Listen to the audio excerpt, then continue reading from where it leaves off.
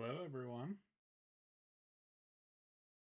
Happy Thursday. uh, Rocksters, thank you. What was that? 10 months is crazy to think about. Store bought for 8 months. Thank you both very much. Lots of folks here too. London Brawley, Vibes, Clandestine, Yeethead, hello. Siren, Bird, Sam, Ophelia. Uh, Ophelia, you're moldy. That's good. Dan, Quokka, Vic. Hello. So, couple of things. Oop, mic is low.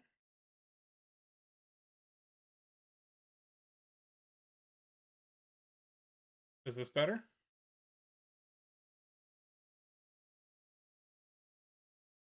Did we up it a bit? Is it okay for everyone else? Is it just Quokka? Nods? Okay. Um, several of you said you thought it was Monday. I forgot to mention that I was out of town this past week.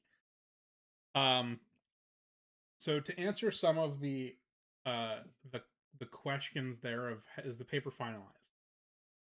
No, it is not. Um, however, graduation was supposed to be Monday, like 3 days ago Monday. Um, and so that was hype train. Guys, we can get the we can get the Alveus emotes.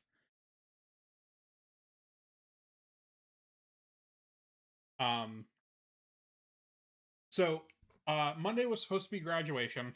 I did not get my edits done in time for the fall or for the spring semester graduation.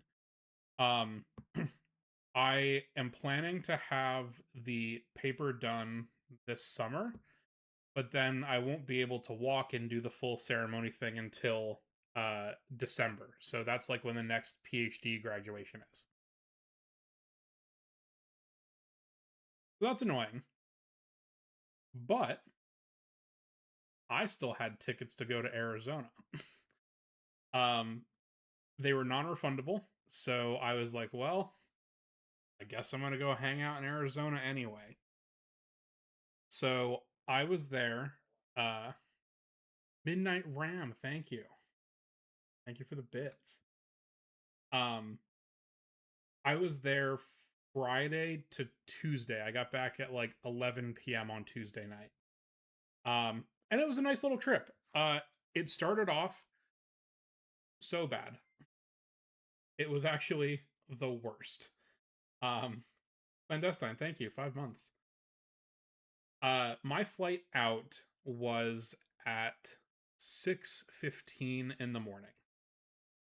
My Uber picked me up at 4:45, and it's a small airport, so we don't have very many planes that go in and out. Uh, and because of that, there's oftentimes very limited overhead space. I was, trying to do the smart thing. Uh, I wasn't checking a bag. I was like, oh yeah, I'll just take my little rolly carry-on in my backpack. Well, rolly carry-ons are too big for this plane that we're getting onto, so they have to be gate checked. They have to go under the plane. That's fine, whatever, not a big deal. But that means then that I don't have a second item. I just have my backpack. And so because there's nothing up top, I was like, well, I might as well put my backpack up in the overhead bin because I don't, if I don't want it under my feet, why would I do that? And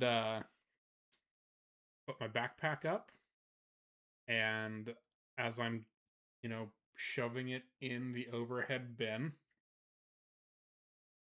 my water bottle opens.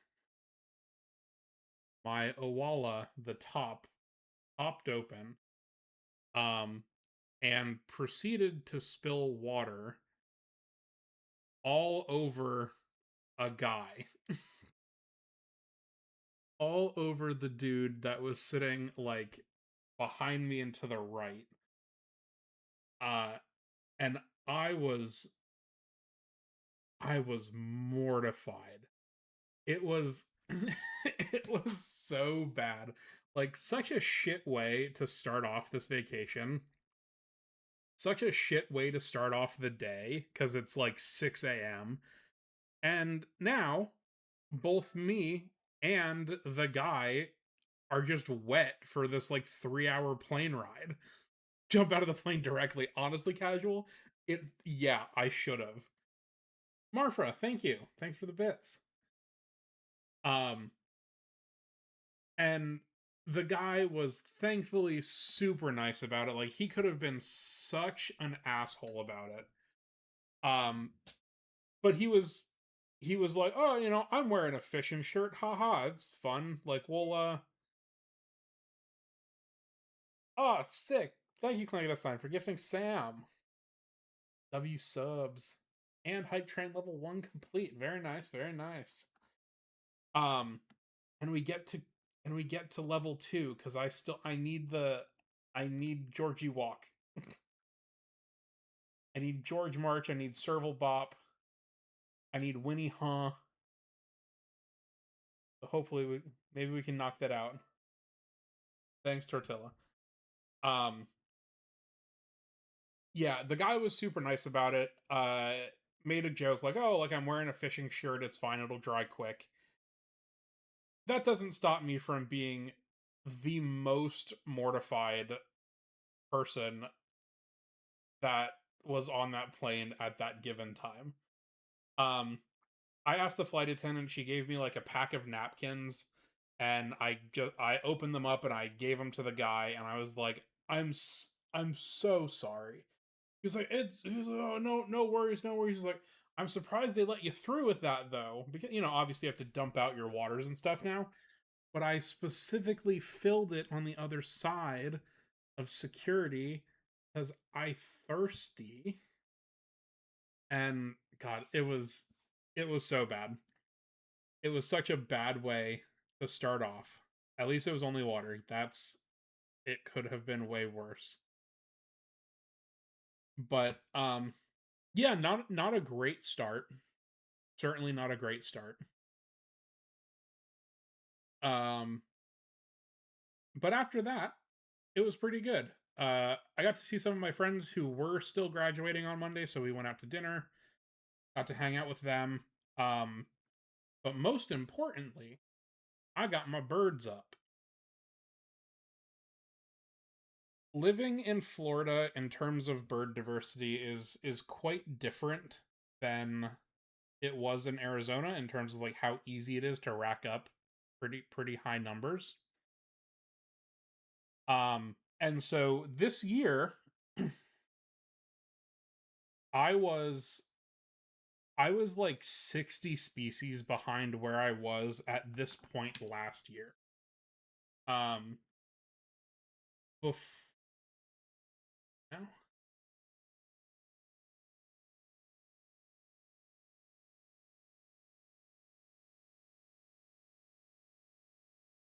So, as of May 14th last year, I had 225 species of bird. Actually, let's go back a bit. Can I do that? That I tried. Um, let's go to what the beginning of the week was.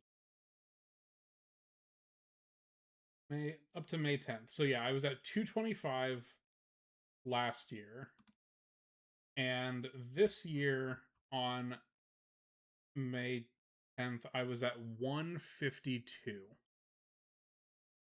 So I was way behind where I was last year simply because I just didn't have a lot of the rare good stuff that Arizona has. Um but because this trip got modified very heavily from when I was first planning it, when my family was going to be out there and I was going to have like obligations, uh I just fuck around and go look for birds. So the first night, I went out to dinner with some of my friends, and then I hustled over to one of these spots where I knew there were a couple of things that I needed to get, but most importantly, elf owl. Elf owls are the smallest owl in the world, and they are only about the size of a house sparrow. But there's a site not too far from Phoenix where you're able to get them pretty regularly.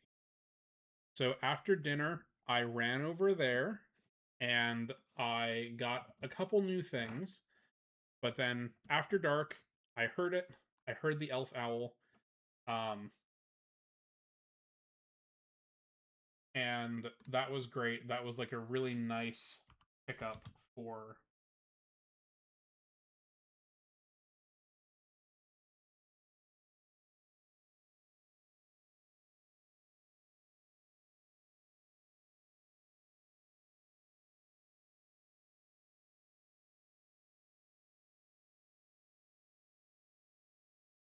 So this is not. Oh, we missed the level 2. That's a bummer. That's okay. Um, so this is what an elf owl looks like. This was not the elf owl from the other day, but this is an elf owl that I have seen before. What does a sparrow-sized owl prey on? Grasshoppers. They like bugs.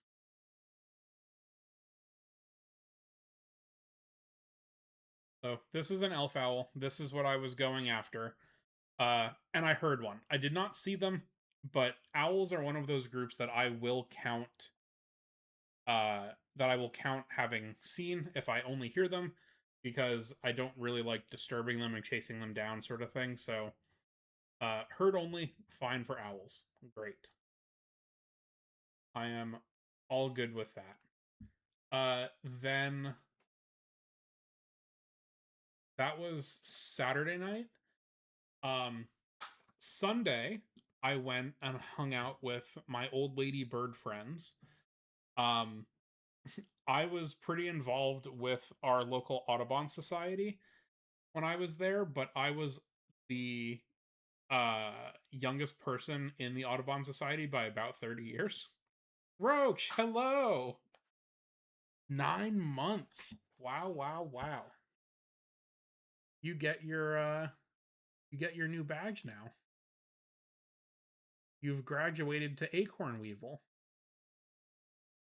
Um so I was the youngest one in the Audubon Society by 30 years or so.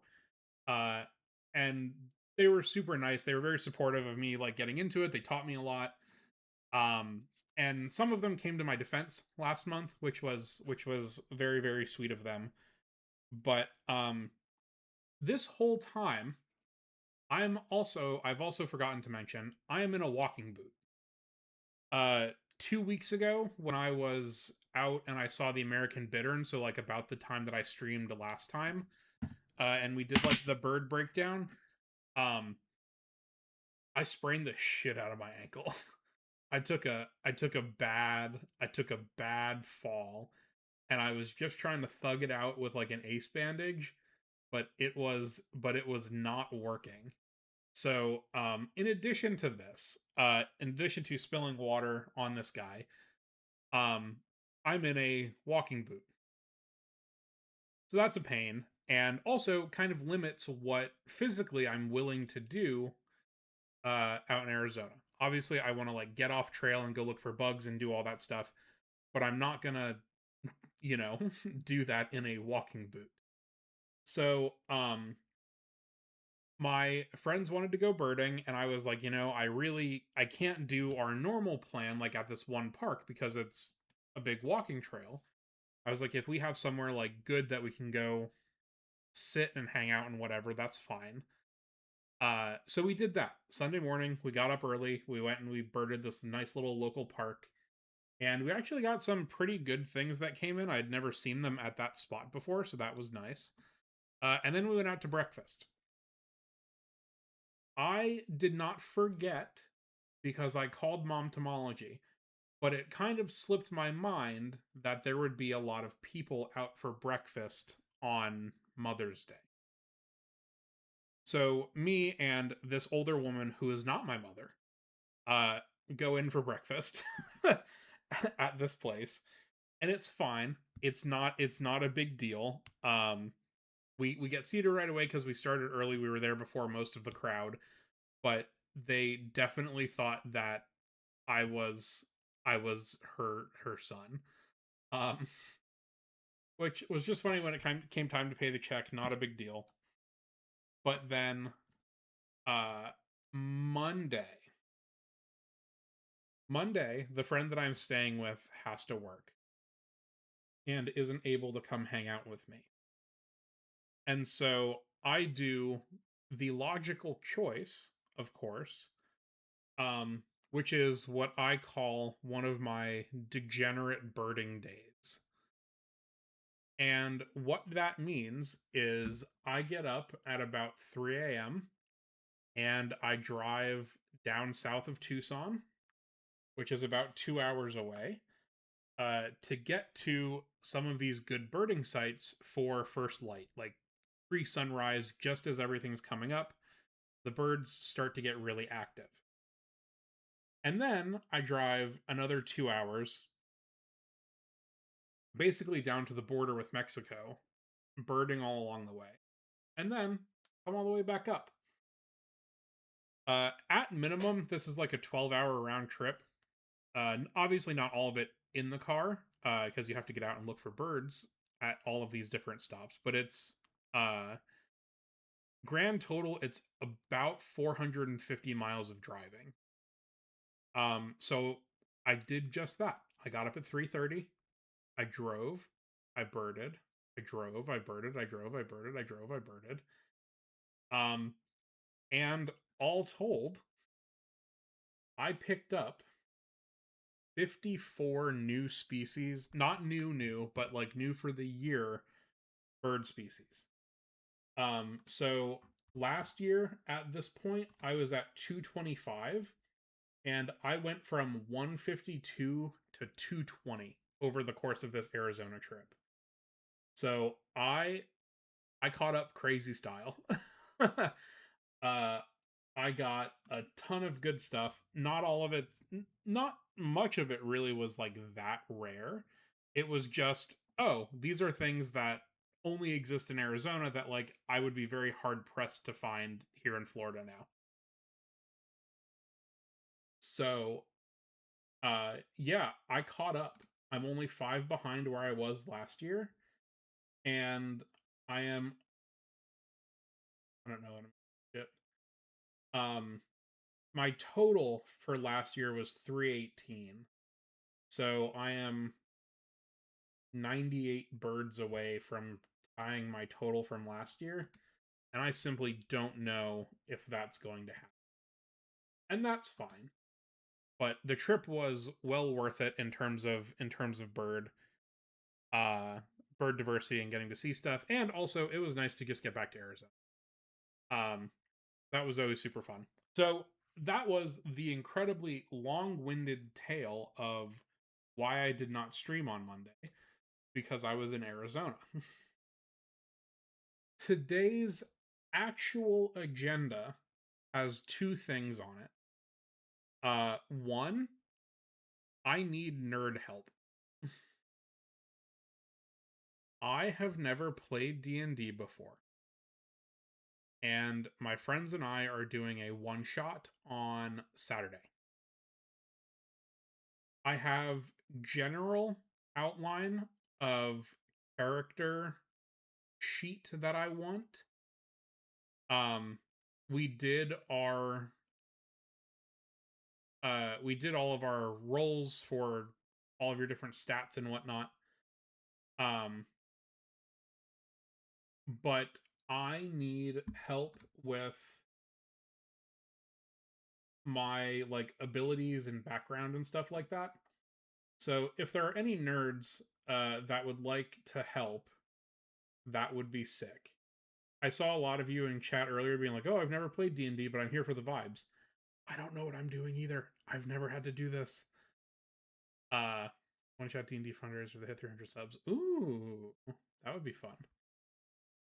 So yeah, I just need some help to look at this, and if anybody has any input, that would be great.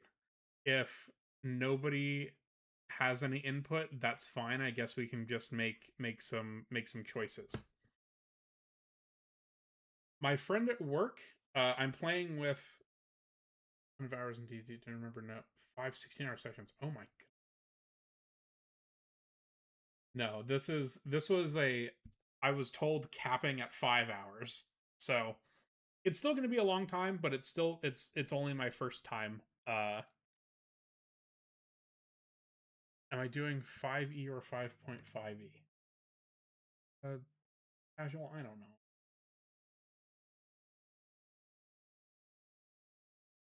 Um,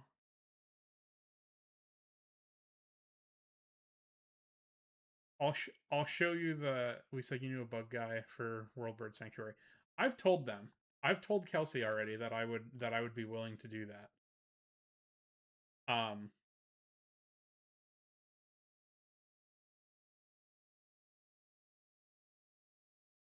yeah. I'm not worried about it, really. It's just there's a lot of prep that goes into it, and I'm playing with a couple of friends from work,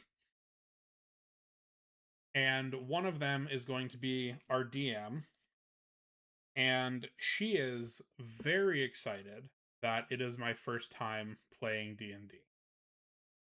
So much so that there has been some customization already.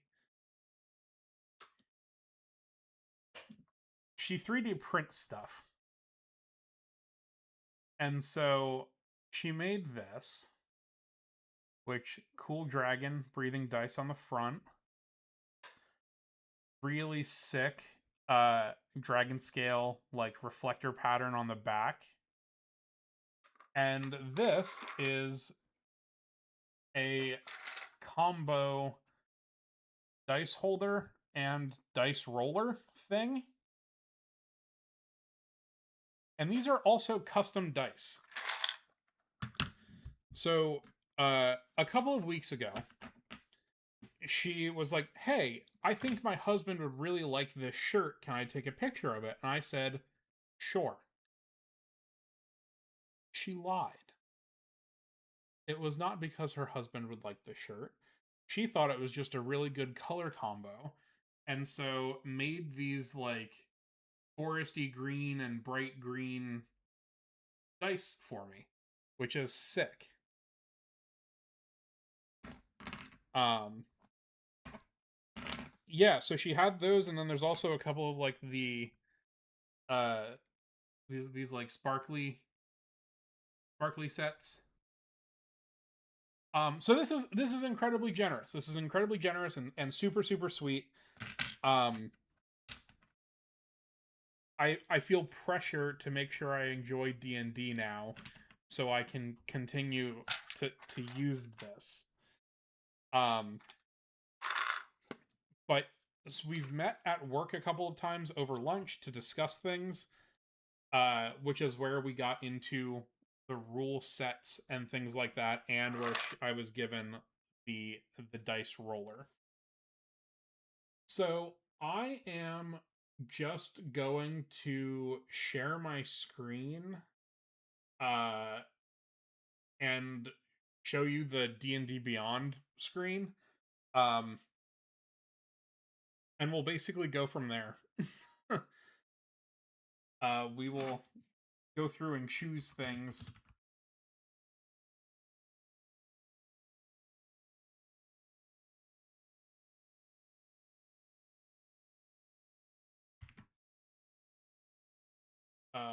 Yeah, we'll be able to just go through and choose things to help make my character. So to answer your question, Casual,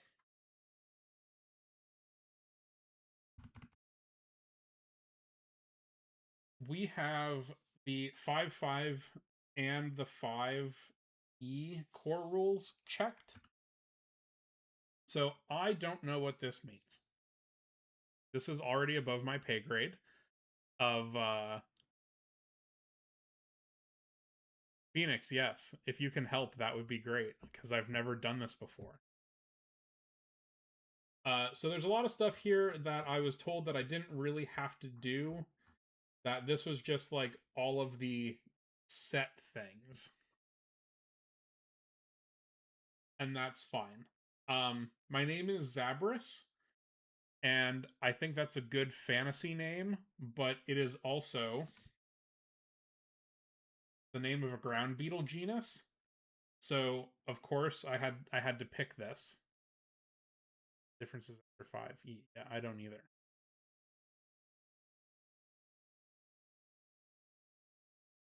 So this is this is the genus that my character is named after. And then this dinosaur with a sword, I just thought was neat. This is not what my character looks like. So we just went with that. Okay. I have decided on a couple of things already. I I did um I did go through and choose traits. I need to make spells. I need to choose spells. And a couple of other things for this. So we can just go through all of this. I decided on Ranger. I know about Hero Forgephilia. I'm waiting to see if I actually care about it to like go through and do that. They were asking me like what I wanted to play, and I'm like, guys, I have no idea. I've never I understand D&D like from a conceptual standpoint, but I've never consumed any media with it. Like I don't listen to Critical Role. I haven't watched any D&D podcasts. I haven't watched the fucking Yard Boys play. I just haven't taken any of that in. So I am like completely base level. Like I don't know what the hell I'm doing. I don't know if I would prefer to be a spellcaster or an archer or whatever. So they asked then like, "Oh, well, when you are doing open world games, like Skyrim, what do you choose?" And I said, "I love the archer. In Skyrim, I'm an Argonian, so I can breathe underwater, and I sneak. I one-shot these damn dragons with my crazy overpowered bows and whatnot." So they said Ranger would be good. I naturally kind of drifted towards Druid because there's a lot of, the nature connection and knowing all that sort of shit that I was like, oh yeah, that's like me, right? Like that's what who I am as a person. But I thought it would be fun to maybe not do something as specific as that. But also I don't really want to do I don't really want to do magic. I'm not really like a big magic person, and druids, a lot of their stuff relied on magic. So that's why I went with Ranger. Um, and I am also a dwarf, I think. That is what I selected at least, but we can maybe change that. Hunter's Mark. What are we talking about? Okay. Let's just go through from here and see what you guys think about things. Um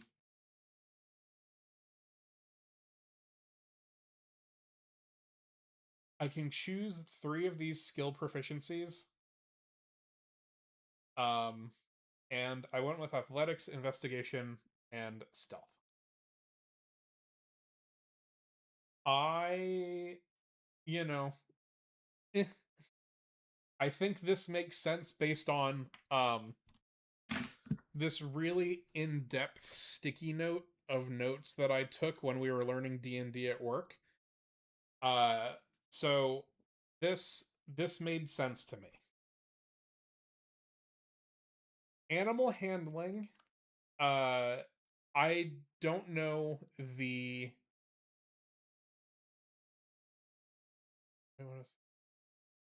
Casual. Oh God, we'll get there. Um, I don't know the theme of this one shot. So in a longer term thing, I might be more interested in doing uh some of these other things, but might want to swap investigation for perception depending on uh my intelligence stat.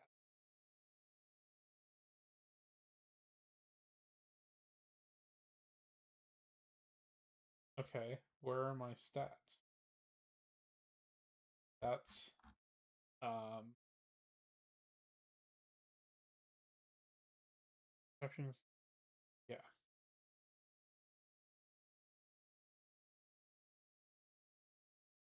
perception is roll of abilities. Okay, so these were roles that we did in the lunchroom at work. We had our little dice things, and we made sure that we were all fairly rolling these. Um, I did crazy. I did crazy rolls. um, from everything that I've seen, dexterity is like the number one thing for rangers, and I rolled an 18. Uh, this that is, from my understanding, the best that you can get because you do 4d6s and you drop the lowest one. Um, so I I shoved all my all my stuff into Dex. Then according to Google, Constitution and Wisdom were also like good things to boost for Rangers. So casual swap investigation for perception depending on my intelligence stat. What what what does that mean and what do I do?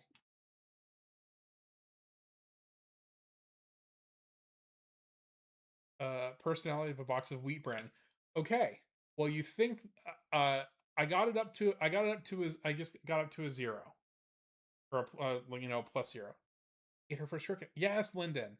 Absolutely. That's great.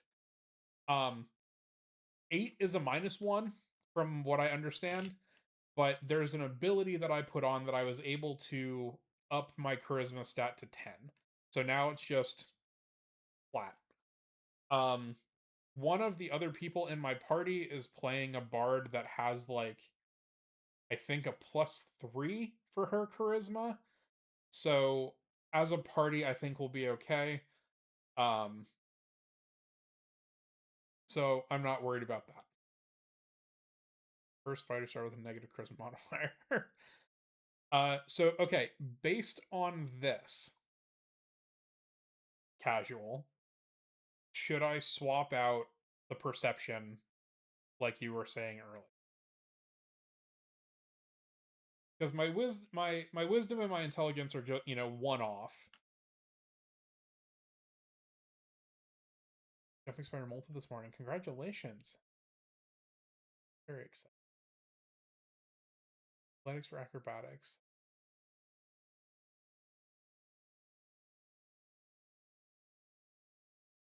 Why? I'm not. I mean, I am questioning it. Not because I don't believe you, but because I don't understand how all of this stuff is connected. Also, Golden Eagle, hello. Welcome in.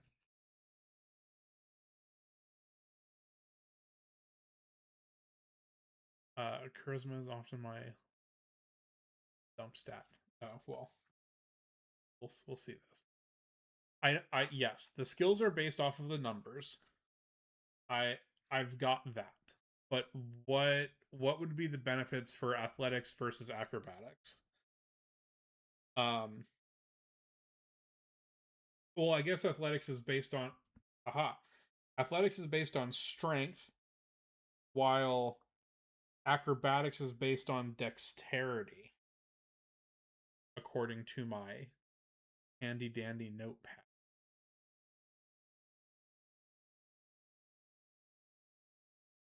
We got there. Okay. So these uh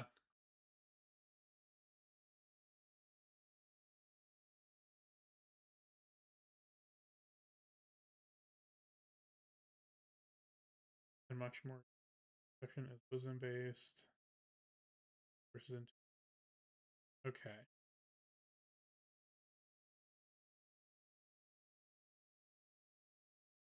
Another ring. Okay. Okay, okay. So keep these are my stats. If we go back now, oh, here. I should swap athletics. I actually don't have that option. I don't have acrobatics as an option. So I think that's why I did not do that. And then you were saying investigation for perception instead?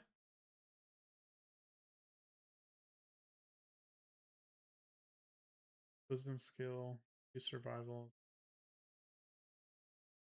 So again, I am basing this essentially on how I play Skyrim.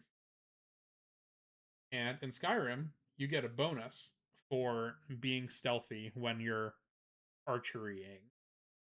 And so I kind of just lumped that in here as to why I wanted stealth as my next highest. Um, but that's fine if you think perception is helpful. Stealth is also good. Athletics may or may not.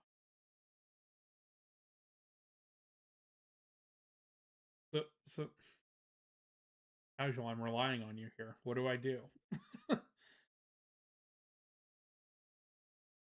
And also, to be completely truthful, I don't fully understand what all of these things do. I had to Google it before. So that based off of that initial Google results. Okay.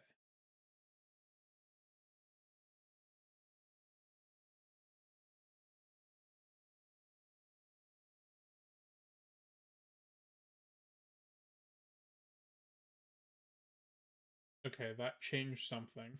You're going to be attempting sneaky things. See, that's what but I felt like felt like athletics would be helpful. Um, let's explore area.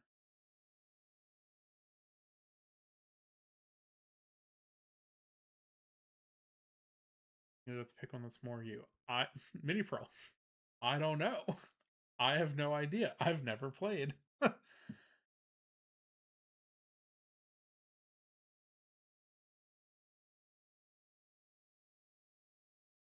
You're opposing grappler like climbing. Okay, so like what? Again, think of this because this is a one shot.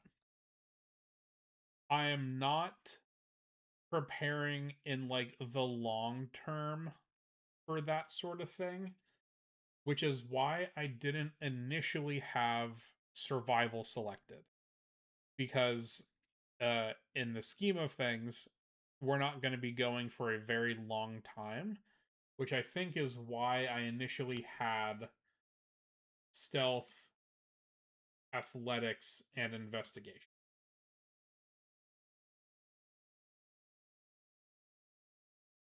What else does survival help me with? I guess is a question.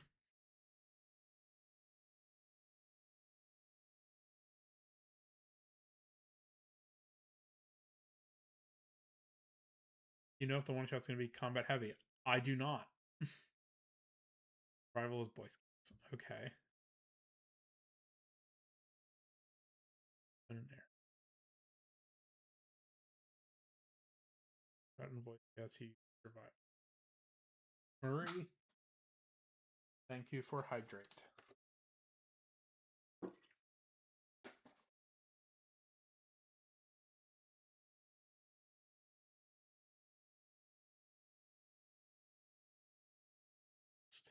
Hmm.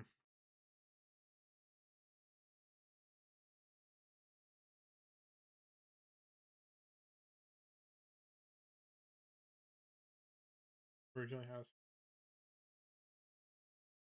I think you're. I will. Are these ordered? I don't think these are ordered. I think this is just here. Um,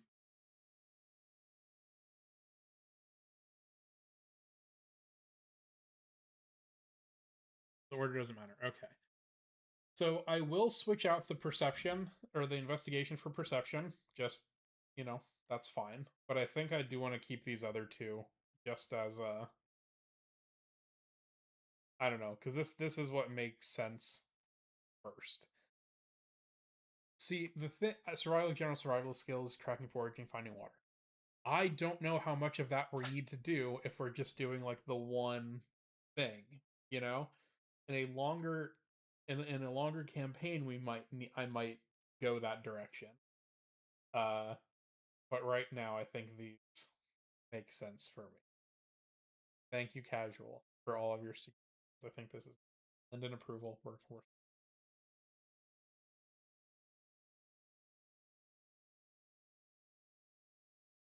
uh Hunter's Mark spell prepared. Okay, we asked about that.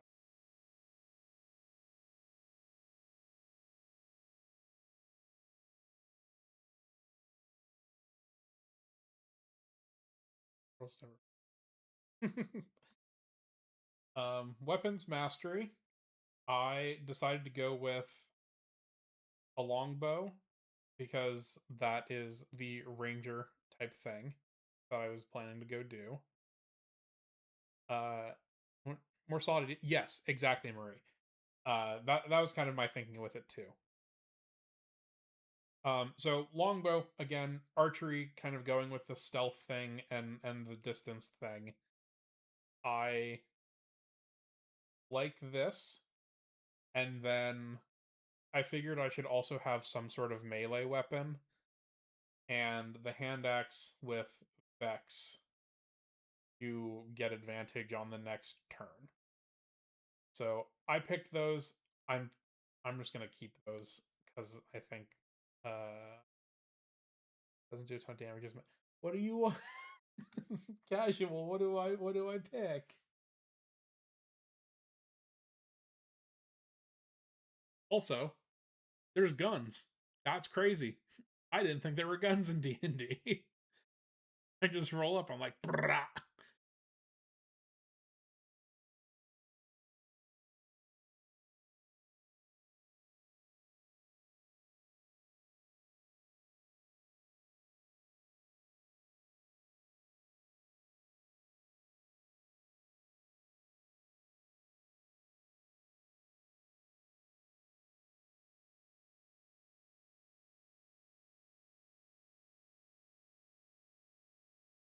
Bring an axe to a gunfight. Rapier. Really? Okay, so it's the same. It's the same like bonus on top of it. Rapier, short.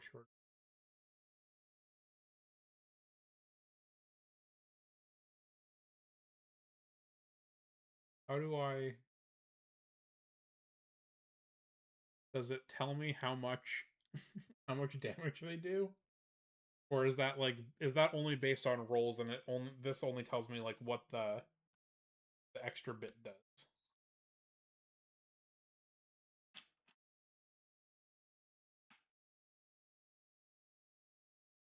1d6 plus.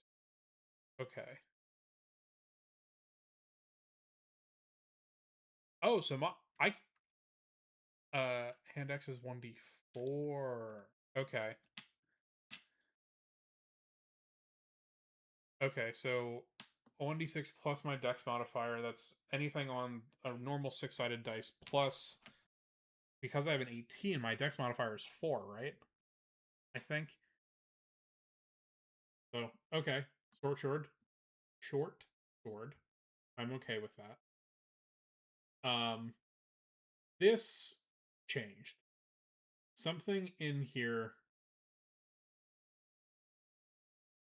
changed.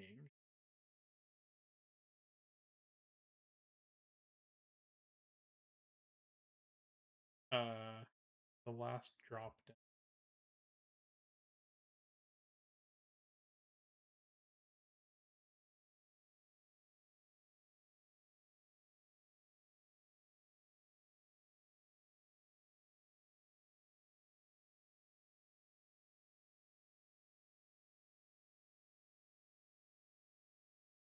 Which of these?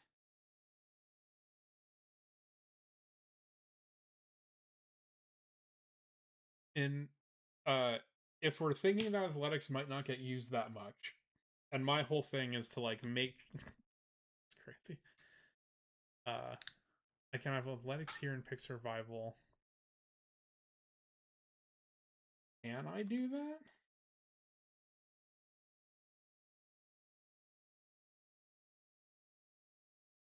No. See, it doesn't let me do that. You can only pick one if you have it up top.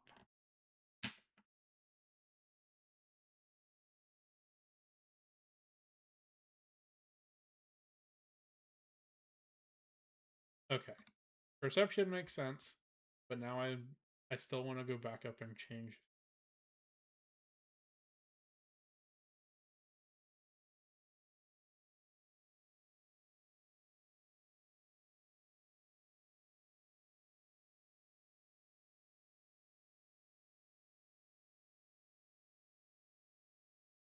Perception, that makes sense.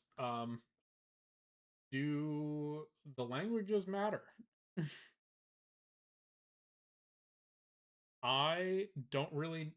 Common makes sense to pick that because everybody knows that.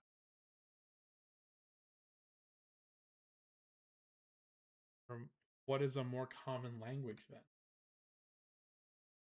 I'm a dwarf. Do I need to learn how to speak dwarvish? Would this make sense for me?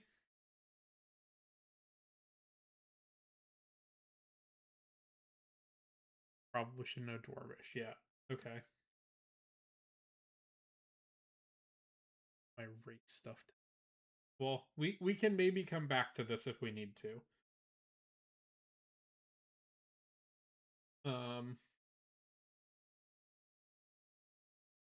The fighting style feat. I wanted archery, right? My longbow thing here.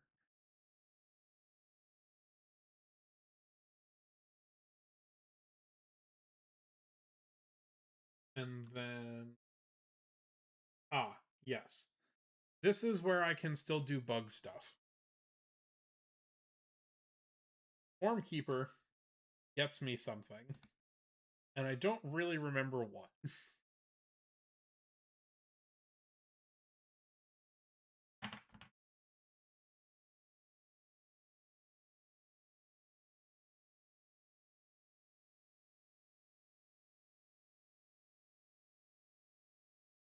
So with this, I can roll a d4 and I get things to appear.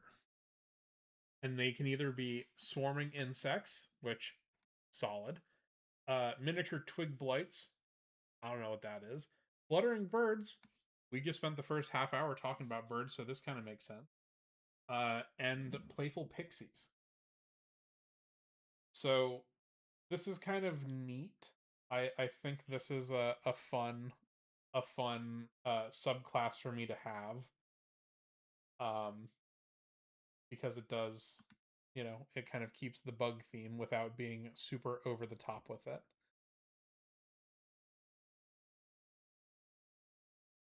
Oh, say hi to Kuma.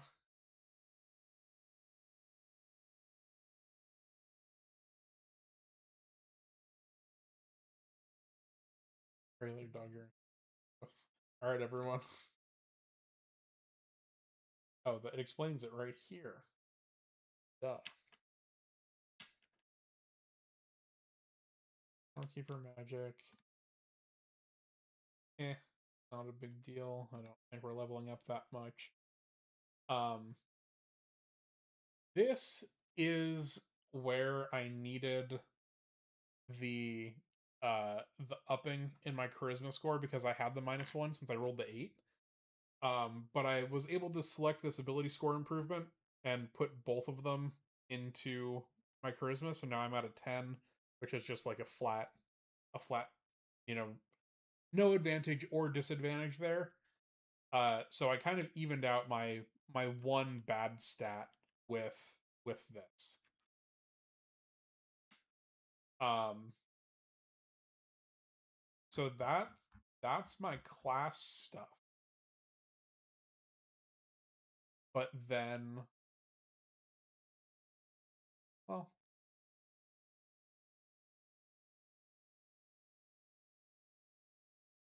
I don't know what any of this stuff means.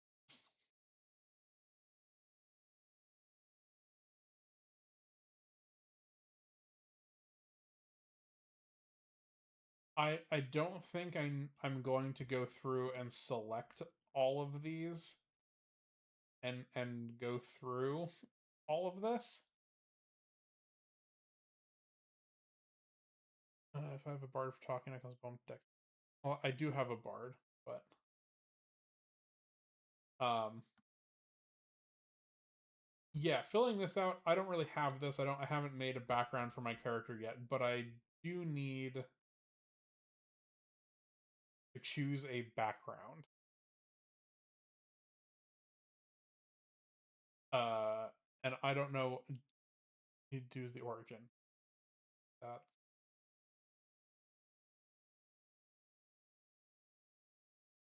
That's this bit. Yeah.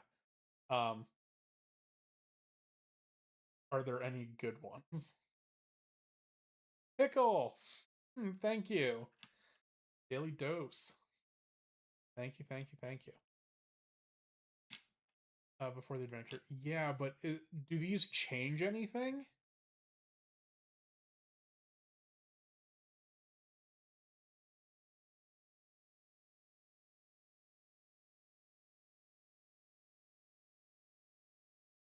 Oh, so yeah, it does. It like changes things.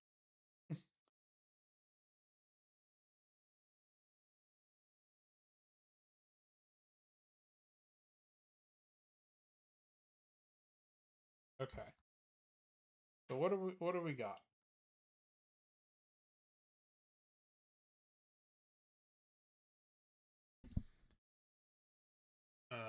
Acolyte, arson, charlatan, criminal. Guide might be good. What does guide? Came of age outdoors, far from settled land. Home was anywhere you chose to spread your bedroll. These are wonders in the wilderness, strange monsters, pristine forests and streams, overgrown ruin.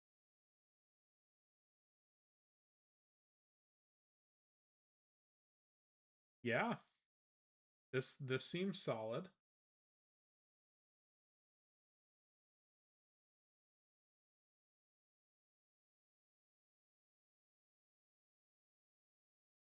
So I get a skill.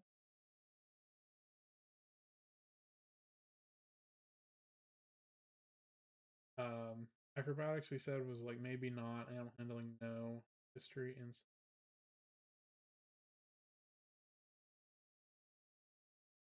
survival. I can just do serve. Oh, okay.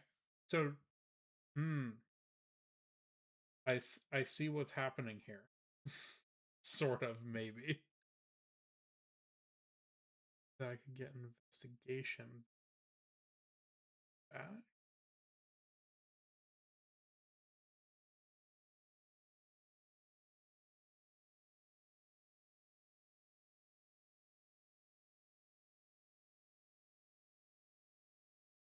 Okay, I see. Investigate.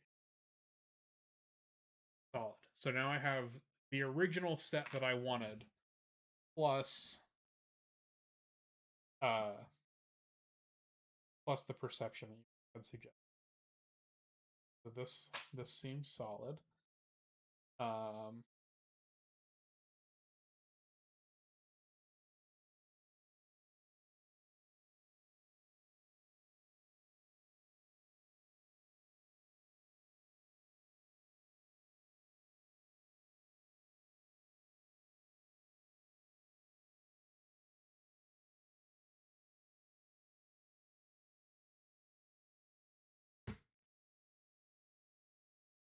uh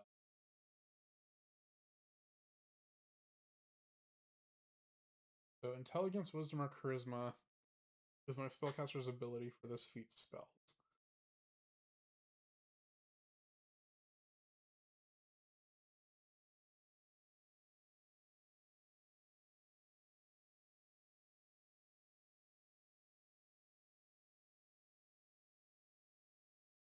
Okay.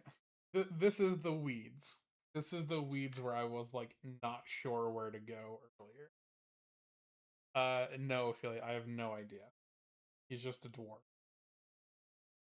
This is the weeds. Okay. What does any of this shit do?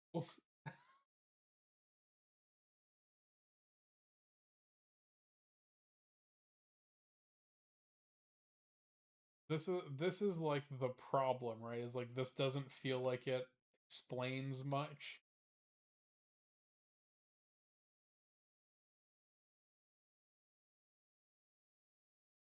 So like I don't know what all of these different things do. And get a shillelagh? That's not a spell. That's just a that's just a stick.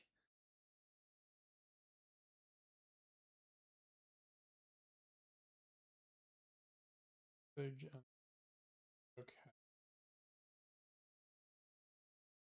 I don't know what they do, but I'm trusting you. Spell that turns a stick into a special stick. Alright, alright, alright. Now somebody pick a third. We've got I got ice knife. Sounds pretty fun. Beast bond, speak with animals, purify food or drink. I don't know how much that's gonna come up. Got ice knife again. Different thing.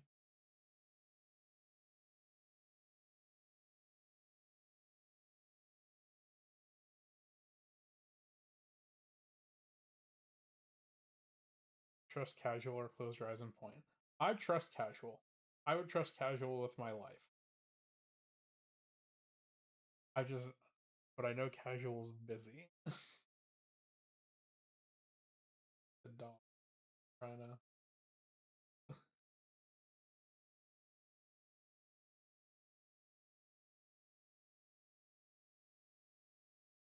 have us is spare the dying. Okay, Lyndon knows ball, but is not an option I have.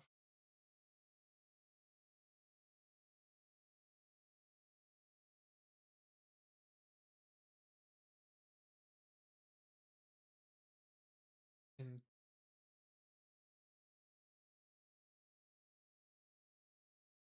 healing word that makes sense. A healing spell, healing king spell works. Okay.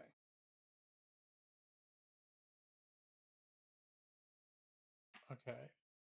Dex, Constitution, Wisdom. Increase these scores by 2 and another by 1. Increase all 3 by 1.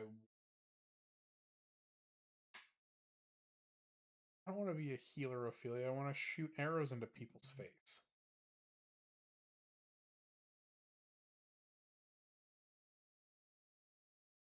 Um, Dex, Constitution, and Wisdom.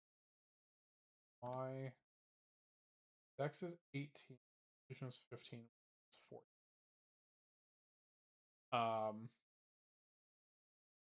I can increase one of them by 2, or I can increase all of these by 1. And I think I would just do all of them by 1 because that makes my constitution go up another level. That's for one shot. Okay. Yes. That makes sense to me. Because these increase at like on the twos. So an 18 is a +4, but a 16 is a +3. A 15 is only still a +2. My understanding. So it's not going to do anything specific for my wisdom, but it will bump my constitution up and again power up my dex, which is like my big thing. So here's 3 scores. That dexterity, constitution. Okay, solid.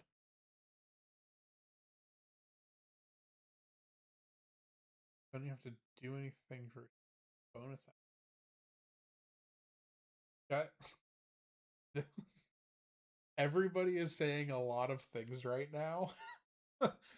um, and that's like the uh I'm not apprehensive about it. I'm actually very excited to play on Saturday, but um since it is my first time, it feels like everything is very overwhelming. But we'll get there. Character details. I'm not doing any of this. I'm not doing this right now because it doesn't matter. Great, so that saves. Go to my species now. I chose to be a dwarf, which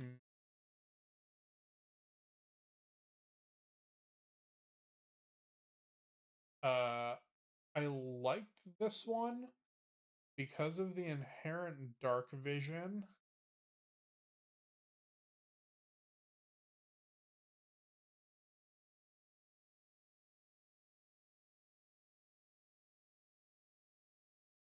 Too, Ophelia. Um, I went dwarf because I didn't want to be like a super small character. Dark vision is nice. My DM specifically said like if it's dark and you don't have inherent dark vision, it's gonna be dark. So I wanted something that had good dark vision. Um, and then stone cunning or tremor sense here I think was cool.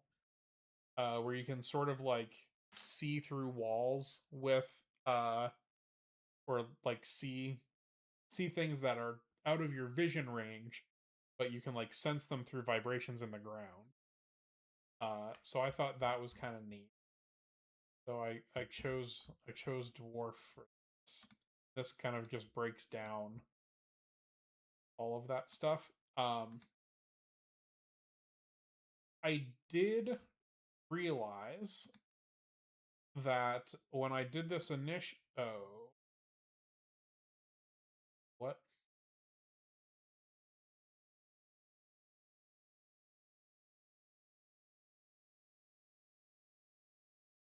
Hello, Dark Vision for birding. Oh, dude, yeah. If I had 120-foot vision in the dark, I'd see so many birds. Um, why did that just change?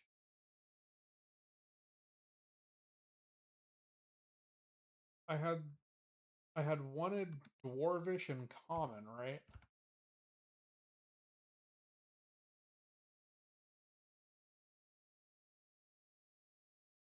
Don't know what I just did. Okay, so languages were back here. Common, dwarvish, and perception as well. Then here,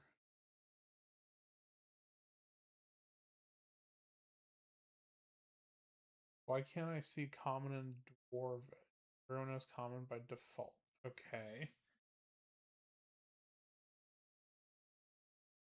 But do I have to roll for these? Common plus 2 languages you roll from or choose from the standard language table.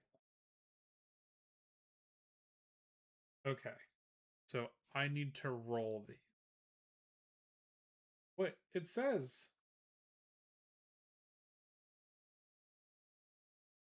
rolling is for uncreative losers. Well, how would I know? I want to speak Dwarvish, but now it's not an option.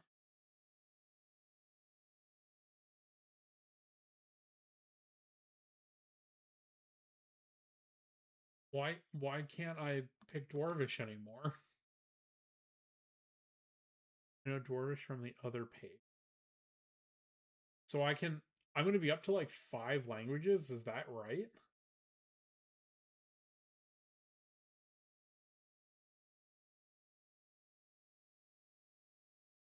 Uh so I shouldn't there's a lot of languages. Okay, so if everybody knows common, I should choose something else here. Is that right? Thanks, Storebot. I'm planning to stream Monday, so I can recap maybe how it goes. So I can pick something else here that's not common because I know common anyway. Um, what the else do I do? Goblin, Blundy.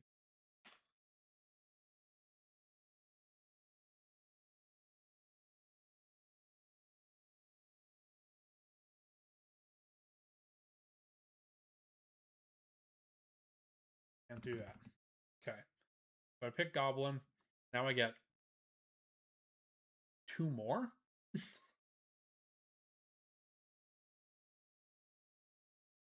And this is the thing that I like. I don't know about the world and like which of these are going to be the most used. Um, Probably stay in like the normal and like the core rules. So different standard rules say yes. This makes Ophelia, you gotta stop. Just make whatever you're doing. Elvish. Okay. So we finished background finished species. Abilities. Why did these numbers not go up?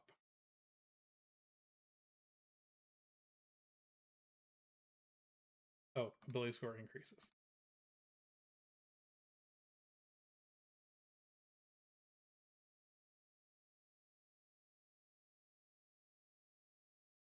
Wait.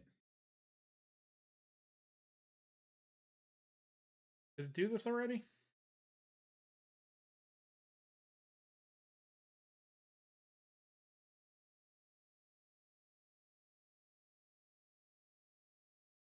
So I have that charisma bonus here. I wanted to do Dex, Constitution, and Wit. Or is this a separate thing that I could just pick?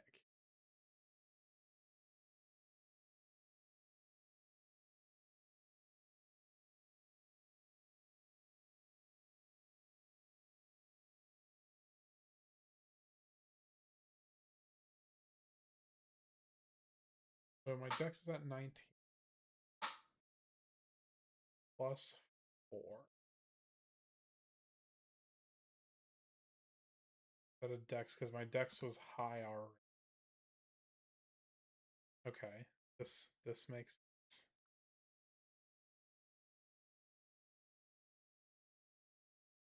Dex are in.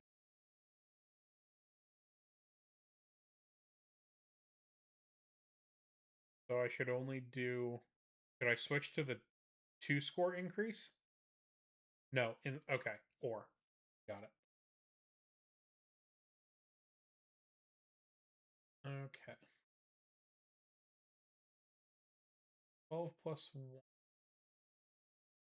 is 4 is 16.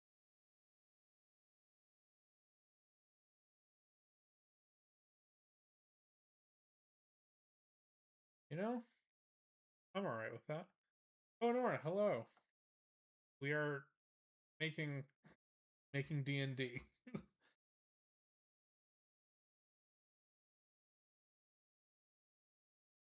Okay. So good there. And then my DM added all of the stuff for me.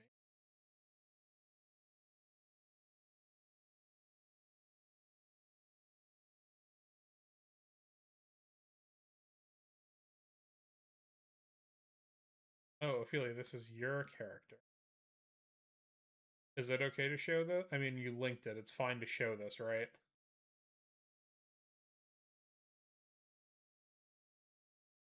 Okay. So Ophelia is using Hero Forge, which is like this little, D&D character design website. And this is one of her other characters. Snow Leopard. Very sick. 10 hours on the wow. Have my job become the characters for your client. Whoa. Yeah, Honora, I know you said you did like character design stuff. We're not there yet. This is my first. Ophelia, this is really sick, actually. Very cool. I'm excited with whatever you're cooking up then. This is my first ever time playing Honora. Um, so I'm less worried about character design at the moment than I am just like understanding what this game is. So we've been doing the stat stuff. Casual has been helping so much, which is very very nice of her. So I've got arrows, great, because I'm an archer. I have a bedroll, I have a backpack, I have a longbow, oil, quiver, rations, rope, scimitar, short sword, mistletoe. Okay. Anyone wants to kiss? We can do that. Studded leather, box, torch, water skin. Okay. I have 7 golds, $7 gold. Balling out, I guess. Personal possessions.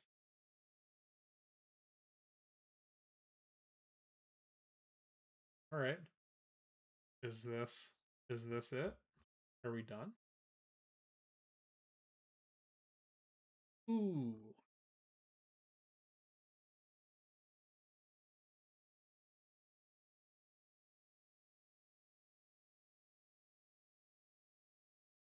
Look at all this.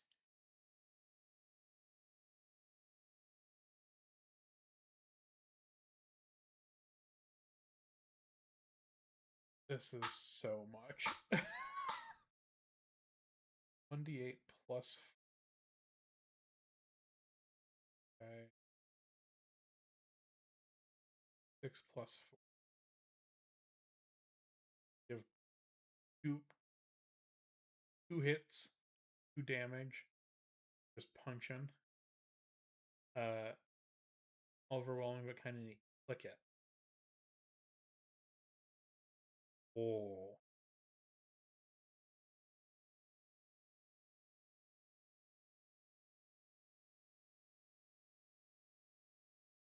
it rolls. I don't really want it to do that because I have my handy dandy dice and dice rolling tray.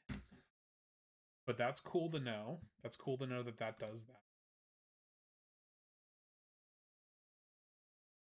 The damage of none. Don't have to click the roll button. Yeah. I th- yeah, I mean, I think this would be great if. Well, I know a lot of people play online. A couple of my friends will do like an online group, but to track things. But we're all going to be playing in the same room, and of course, I have my custom dice and dice rolling thing. So I'm going to keep this. But okay, sick. Uh, I have I have a character now.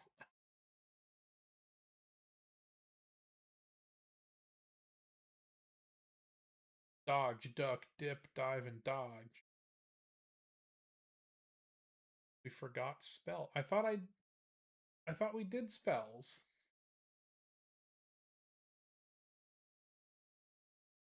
Right? You guys told me to do these ones. We did some spells, not all spells. Shit. Casual, where do I go now?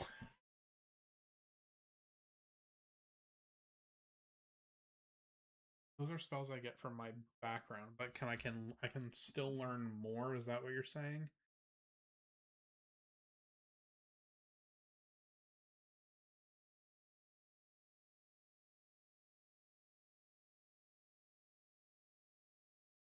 Back to the did I, did I select Mage Hand? Did I do that?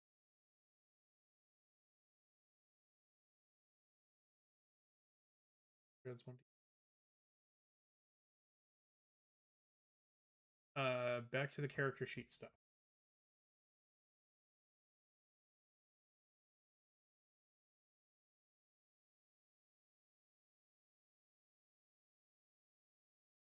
Ah, I've learned 0 spells.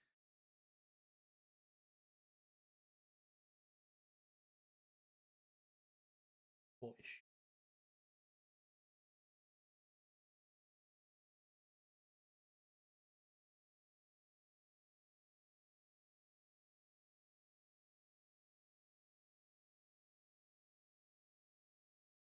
But Tortilla, I'm learning so much.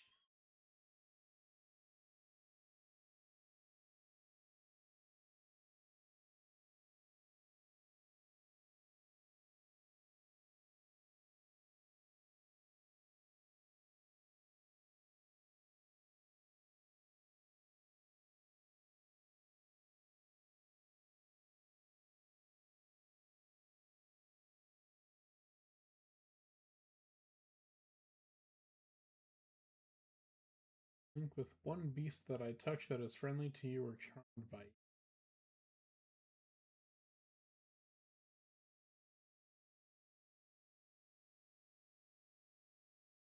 Wisdom saving.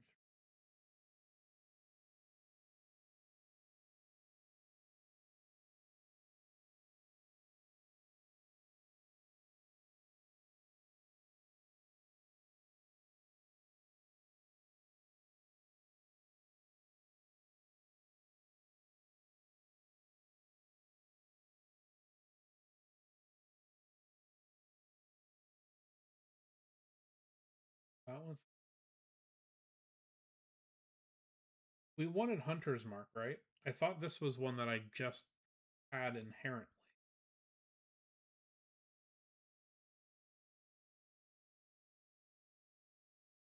But I should prepare this one, I think. I have inherently. Okay. Well, maybe I shouldn't do that. Yump. Grasshopper's hind leg. Oh, so I need that ingredient to do this. Is that how that works?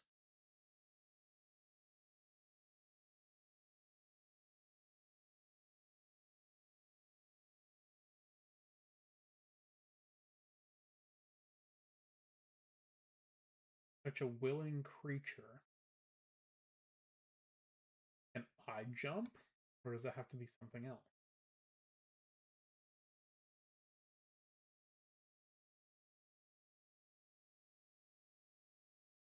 Inch of dirt.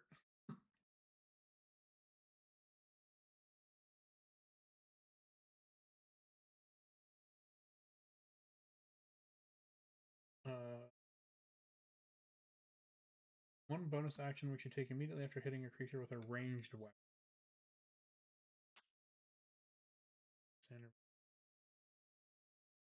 I do things with range weapon. Have a bow. So would this Hail of Thorns? Okay. Yes, casual. Dang.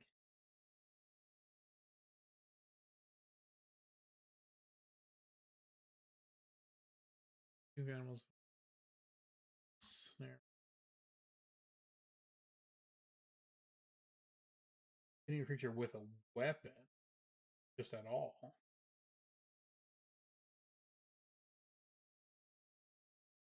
Okay.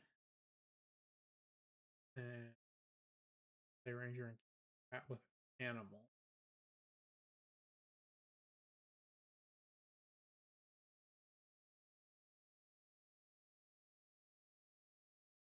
Communicate with beasts.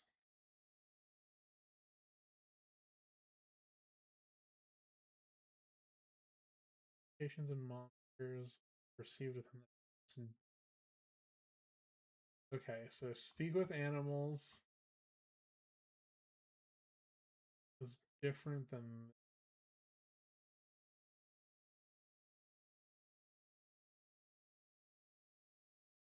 Oh, fuck, I'll talk to animals.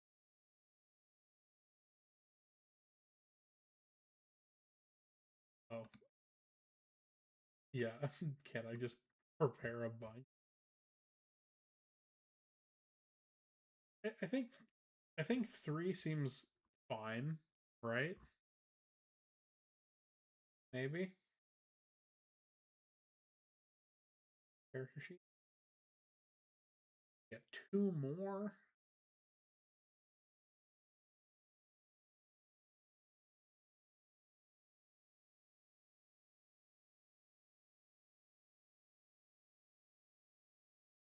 Where was it?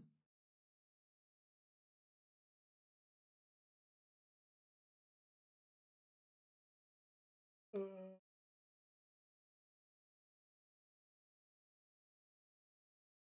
Bells.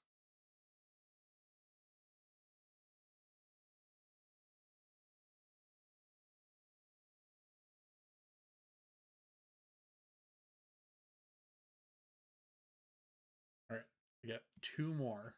Am I jumping? Am I curing wounds?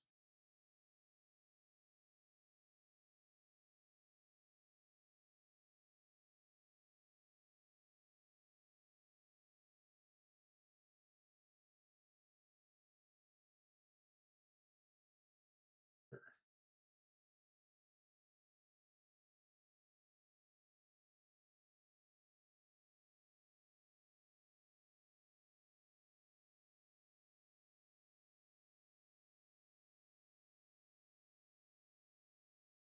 Can't prepare anymore.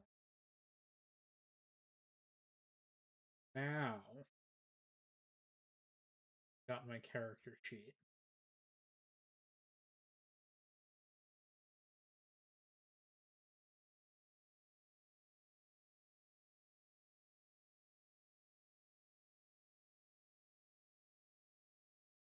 I've done all of the things. Okay. Cinema.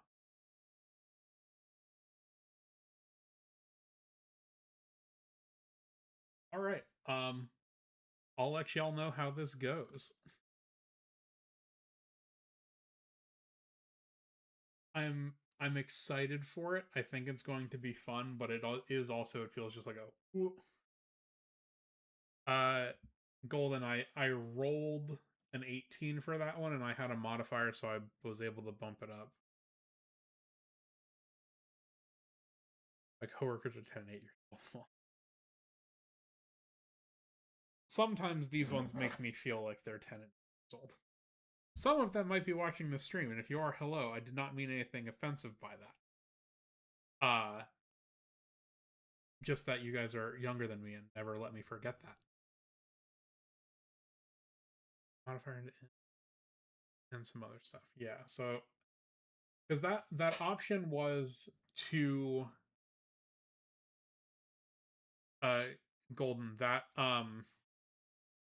thing was to modify one thing by two, or two things by, or two things, one by two, one by one, or three things by one. And we went with the three things by one because Constitution, I think, was the only one that was able to be bumped up from that. And since Dex is like the primary thing for a ranger, we bumped that up to a higher base level anyway. And then intelligence, I think. Uh, Ophelia, I had a longbow and a short sword.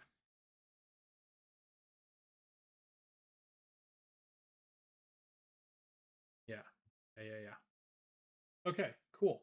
Great. We have done we have done the nerd thing. Not that streams are not you are not normally nerdy any. But shifting gears, I think quite a bit. Y'all want to look at some Beetles?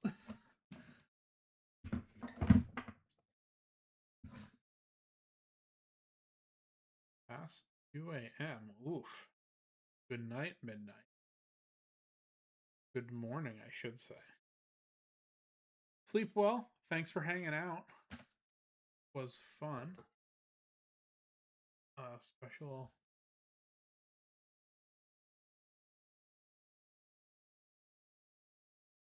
Yeah. Okay.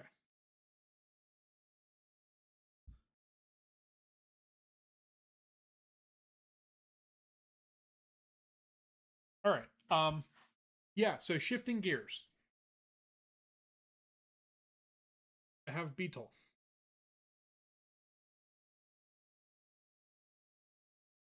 These are hot off the pinning board from a friend of mine who very recently went to. It's 2 a.m. for all you. God, where? Go to bed.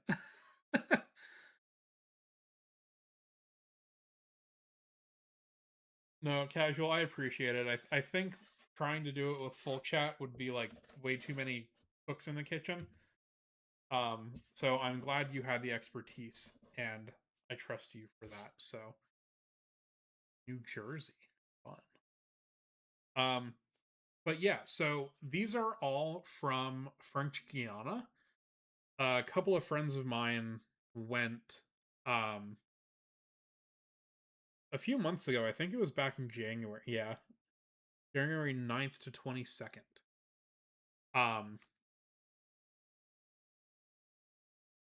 and they were nice enough to bring back some ground beetles for me, and that's what this is. So, uh, they've all been pinned up. They've all been nicely labeled. Um, but I haven't really gotten a chance to look at them yet. But I can already tell there's some bangers in here.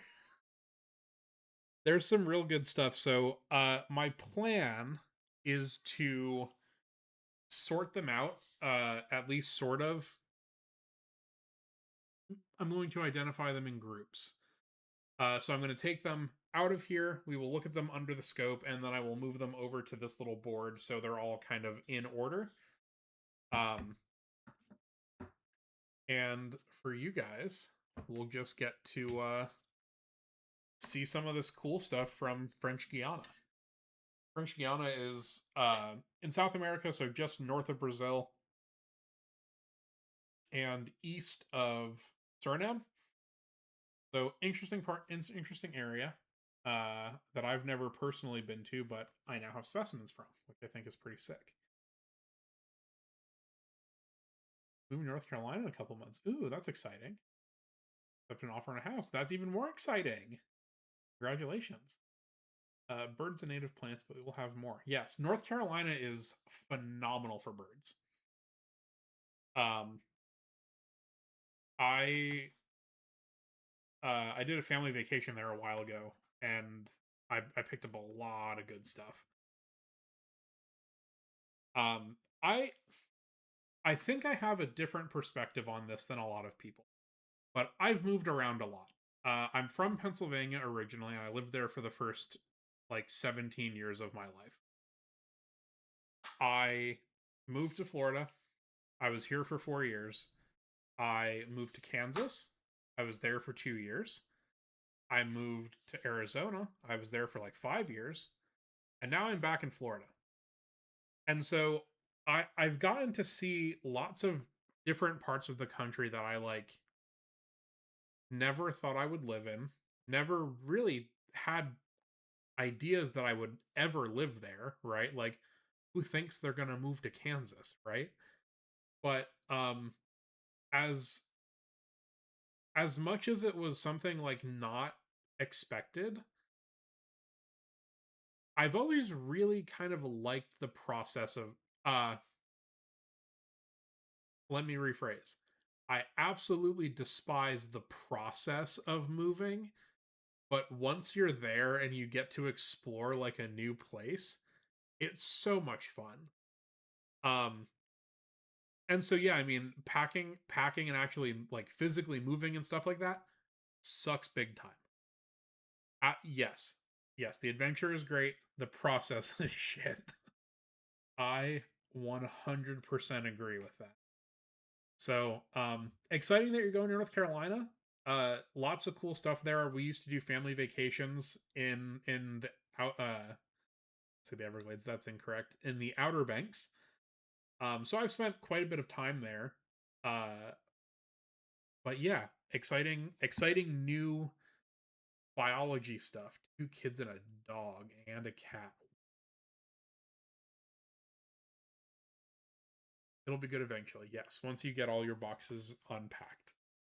Um, yeah, I think especially as like a biologist broadly, right? You don't have to be super into bugs or super into birds or super into whatever. As just like a broad scale nature enjoyer, that is one of the best things about moving is that you get to a new place and you're like, I've never seen this or that before, and now it's like your backyard. It's like your backyard thing now. So that's always cool. Definitely, again, the process of moving blows. But the result of moving after you've settled in a little bit, more exploration and seeing new stuff, worth it. Worth it.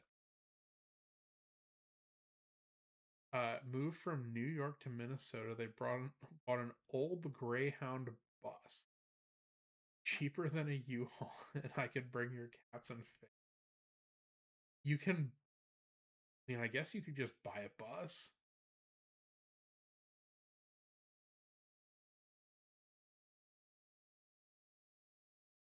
Old days are open yours. I like that.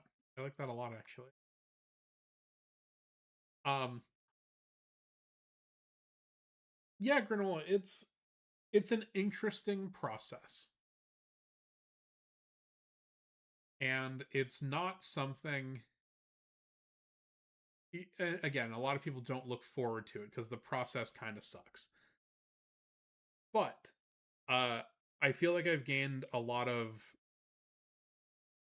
insight and understanding just of people from being in these different communities for various lengths of time, and just seeing how it's different and like uh customs and typical behaviors, and you know how all that works is really neat if you're kind of like into that sort of thing. um it's a big change though, and I don't really fault anybody for either choosing to stay where they're at if they like it, or you know, don't have the means to move. Obviously that's not something that everybody can control, you know, financially, family situation, whatever it is. Certainly not going to fault anybody from for still being, or for, you know, living, choosing to live where they grew up or like where they know. But for me personally, I have always kind of liked moving around. Connecticut, New Jersey, Massachusetts, back to New Jersey. Okay. Okay. All right. Um, let's look at some Beetles. Flip up the scope cam here. Haven't used this in a while, so we're gonna have to remember how to do this. Um, I think I've mentioned it before. I made work buy one of these. I made my museum buy one of these scopes. And um we had a visitor and they were training them on how to do stuff using this scope hooked up to like the big TV. And I thought that was really fun. That was something that I convinced them to get. for our state fair display. But I think it's fun that I have the same microscope now at home and work.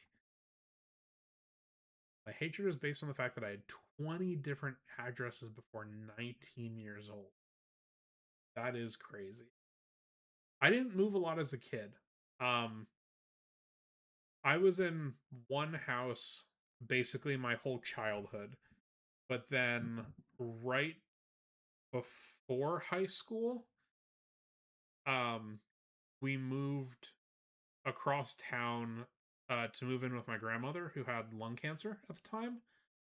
To help her around the house and help take care of that sort of thing. So that was the first time that I ever had to move. I was like, 14.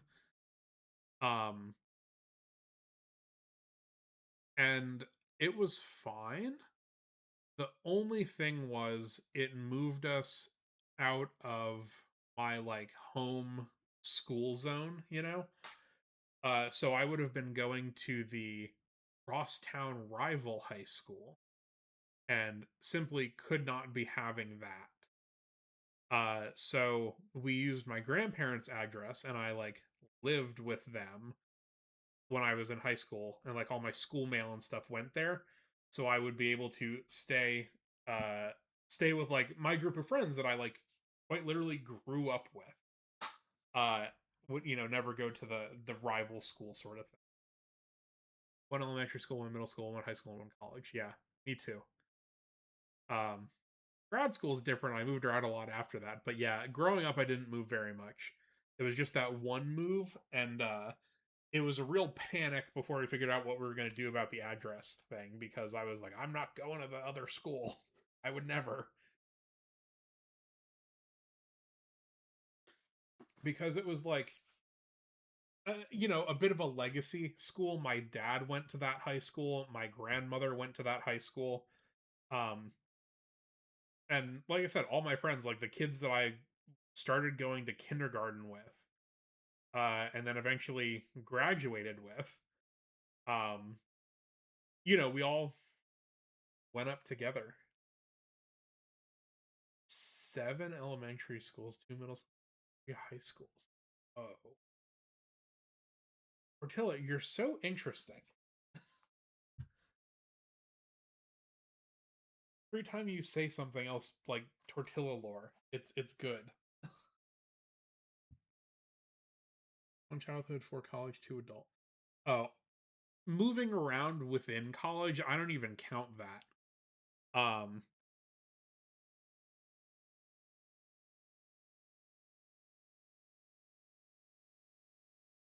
Starberry, hello. Um, yeah, tortilla lore is always interesting to me. But moving in college, I mean, when I lived in Florida last time, I lived on campus for 2 years, and then moved off campus, was there for a year, moved to a different place off campus. So within college, I don't really count that. I guess I should because it's still moving, but like general areas, uh, I've done a couple of the big moves. And yeah, Starberry. In certain cities, if it's big enough, you have certain parts of the city that are zoned for one high school or the other. Um, and yeah, you're kind of supposed to go within your zone. We didn't have to look too hard of like a way around it to keep me in that high school thing, but yeah, you can apply for like outside schooling, but sometimes 100 miles of travel. Oh, wow. I nothing wrong with that. But I made a big leap basically right away. Um Home from Florida where I lived the first time. I was 17 when I moved out. I was 17 when I graduated college. And I was 17 for 2 months in college. So I didn't turn 18 until part of the way into my first semester. Um and I was over 1,000 miles away already. And I have not lived closer than that since then. So I've been Um, I'm coming up, God, oh my God, soon. Uh, I'm coming up on more of my life having not lived at home than I did like living where I still, consider home.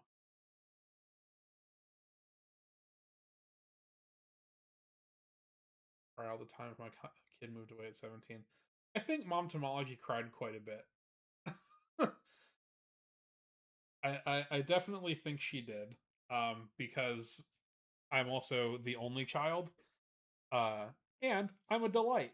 So she wasn't exactly eager to get me out of the house. But yeah, I've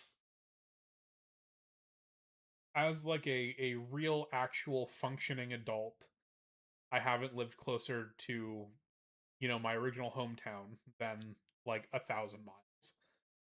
Uh and it got worse. Arizona was like close to 2,500. Um Now I'm back to being closer. Still not exactly close, but closer.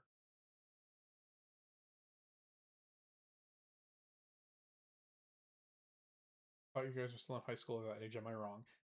Yeah, typically you are still in high school, Onora, but my birthday's in September, and our school year also usually starts in September.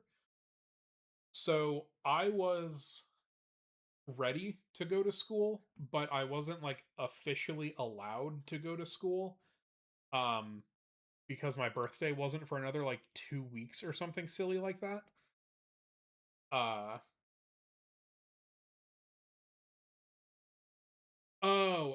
yes, sorry. Finishing high school at 17, moved to college.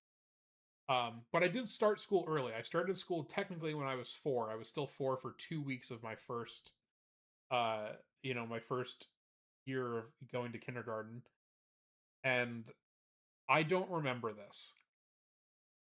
I don't remember this, but Mom Tomology tells the story, and I think it's really funny because I went to a fancy a fancy daycare where they taught us a bunch of stuff, and the lady apparently at the public school who was seeing if I was ready to start school at 4 or whatever because of the deadline thing. She asked me if I could count to 10, and I asked if she wanted me to do it in English or Spanish. And I think I ended up doing it in both, and based on that and a couple of other questions that she got there, um, I was able to start school at 4. For 2 weeks, I was 4. So, yeah, I did graduate high school a little bit early, but you know, at that point, it's whatever. And no shit, I can't. Yeah, basically. Um, why did we talk? Why did we start talking about this? How did we get here? Oh, New Jersey. This is Wild Child's discussion. We are talking about shit my pants on the playground in pre-K. Hell yeah, granola. Hell yeah. Okay. That's enough about moving, I guess. Let's look at let's look at Beetles from French Guiana.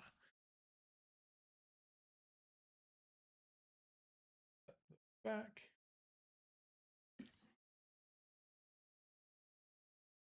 I see.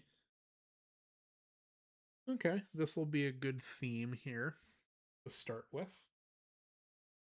These first 3 are going to be ozonines. So these are all ground beetles. They're all uh they're all the same. They're all going to be the same family.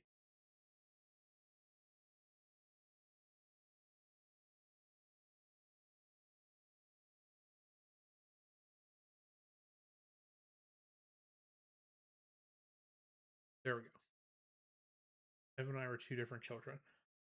I shit my pants too, granola.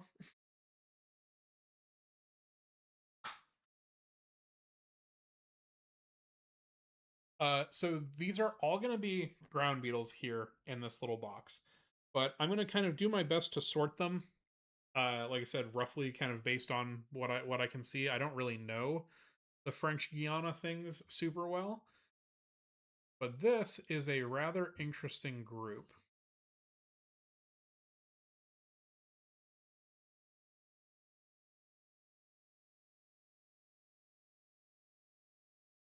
Portillo, you shit your pants. No, you shit your pants. This is the subfamily Paucini, which are the like other bombardier beetles. There are the like orange and blue bombardier beetles that we're used to. You guys are crazy. Never shitting your pants is wild.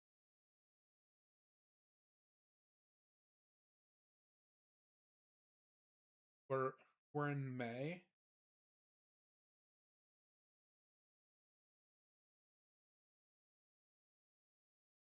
You know, I'm gonna say it. I've shat my pants within the last year. I had to think about that. It was embarrassingly recent.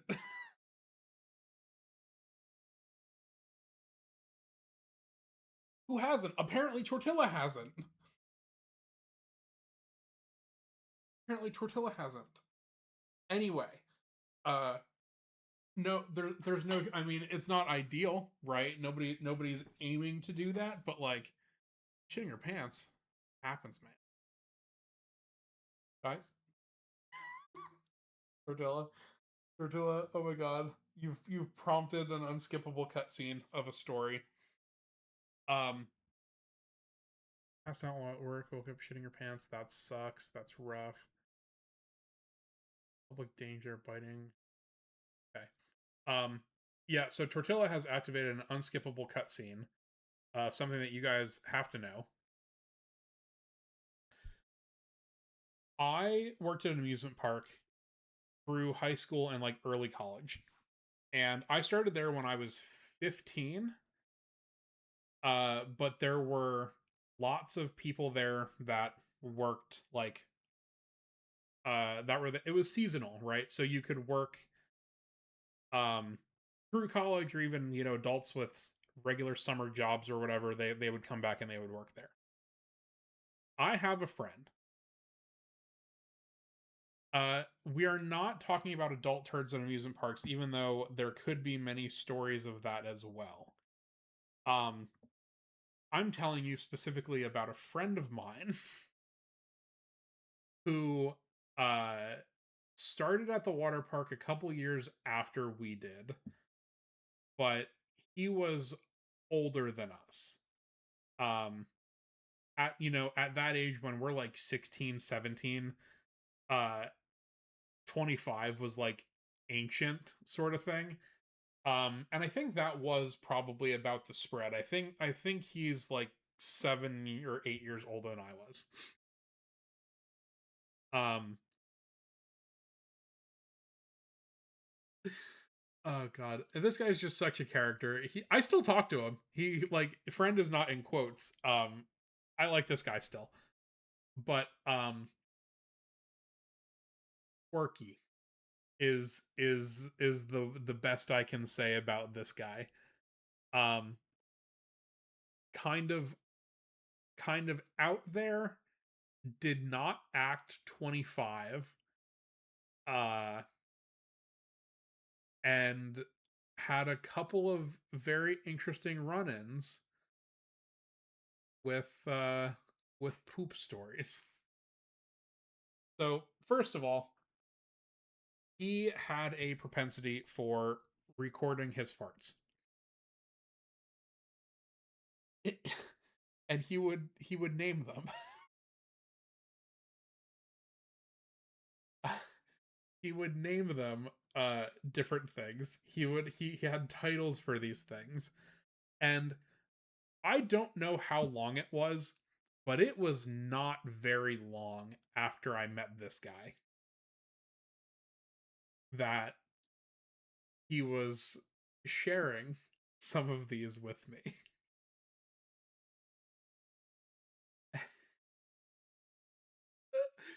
Oh god, this is so funny to talk about outside of this friend group. Um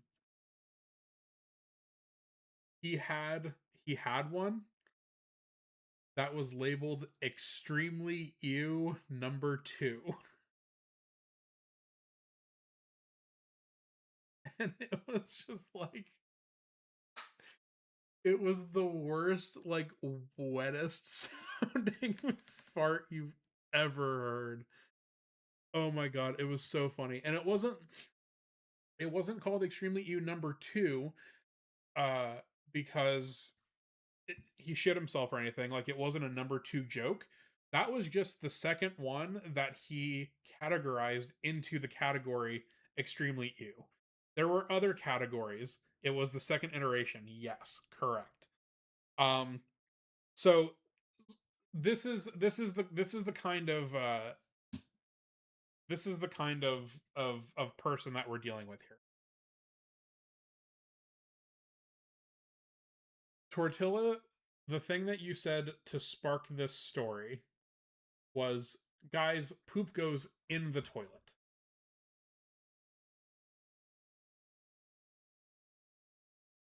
This guy, in addition to his long, very large library of fart recordings, he, as an adult, this was not something that he was telling us like, oh, back in the day. Uh, this was like he was like 25 probably when this happened. Uh, he said he was driving home and he had to go really, really bad. He got into his house and he just missed. He just missed the toilet. And this is an incredibly funny story.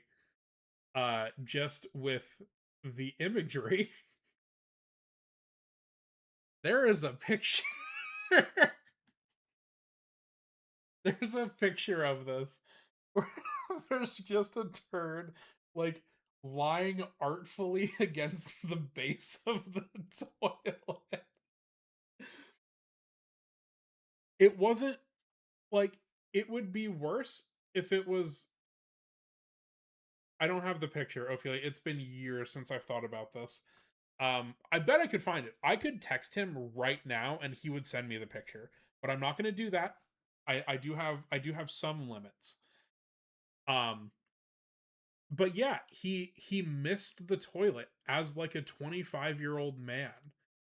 And it wasn't I when I first heard this story, it was like, I've been there. Sometimes when you're sick and you've got it's less than solid, I could see maybe how there was some misses. This was not like that. This was like a solid turd, and I just like I cannot fathom how you would miss it. How did he hover in his own home? Roxers, great question. I don't think so. I think this was a movement sort of thing that was happening, because he did not uh he did not miss and like shit on the seat. It was up against the base of the toilet. So like it was like he was coming in and just kind of dropped a little too early and it just like went down to the base of the toilet. But it wasn't like diarrhea. It was a solid turd. It I cannot fathom how this would happen. I have no idea how this happened, or I mean, I guess frankly, if it happened to me, I would also probably take a picture of it. But boy, was he really willing to share this picture with just about anybody. Uh, but yeah, so so that was the unskippable cutscene. because Tortilla said that the poop goes in the toilet. Not if you're my friend. Sometimes it goes on the side of the toilet. What is this granola? Oh, daycare. Yeah, that's very um. Yeah, so that was in fact that cutscene that Tortilla started. Sometimes it rests gently. Yeah, it sure does. Um. Okay. Oh God, Tortilla has a big message. I think a cycle on our pendulum ride, and a woman and a grown man. I was the excellency. I pooped over there. There's a whole walking machine.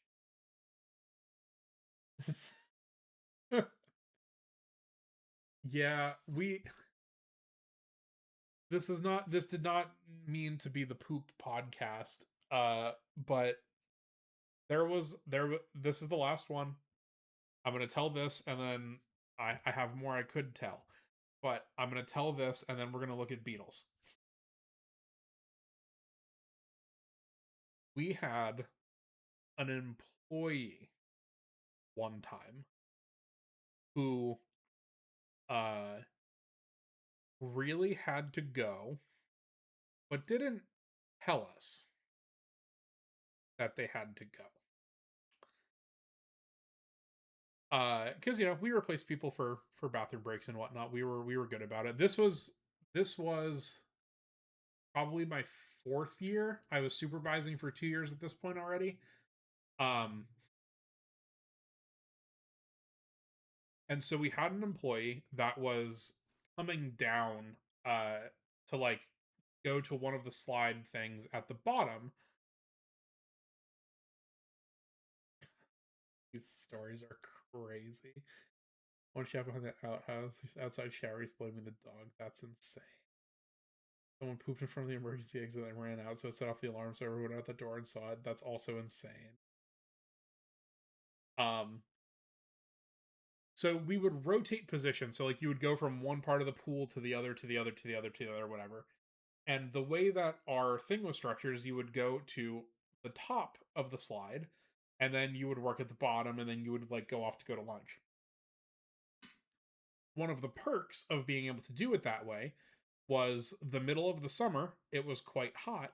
You would usually get to uh, ride the ride, right? So you would take a tube up with you, you would ride down, get splashed, cool off a little bit. We had an employee who was coming down from the middle part of the slide to come down to the bottom, and shit the whole slide. It was a tube slide, so they had a tube that was going down with them, and yeah, it they didn't make it. It happened, and then it like smeared all the way down. Um, and then there was a trail that went from the end of the pool to the actual bathroom. So uh we had to shut down the entire ride. We went through like 5 bottles of the bleach and petra, like the stuff to help clean up the poo. Um, Very similarly to everybody thinking I should have just walked off that plane because I dumped water on the guy. I would have quit. There would be no possible way that I would return to work that day or any other day if all of my coworkers had just seen me shit down a water slide. Absolutely, to this guy's credit, he came back like the next day. He continued to work there for like years, and like eventually got promoted up through supervisor and stuff. I just I could not imagine. I would rather purposefully dump water on a guy on a plane than shit myself down a slide at like 16 years old when teenagers are already so mean anyway. Uh, I I I simply could not. Okay, how did you take him seriously as supervisor? So I didn't. I stopped that job before he got promoted, and so a lot of the people, uh, um, a lot of the people that would work there, like I said, it was seasonal, and it was usually a lot of high school kids and stuff coming through. So, by the time he was promoted, all of the staff that he was supervising, like, had no idea of this incident. Um, but yeah, I big props to him for actually like showing his face again because I could never. Hi, Ellie.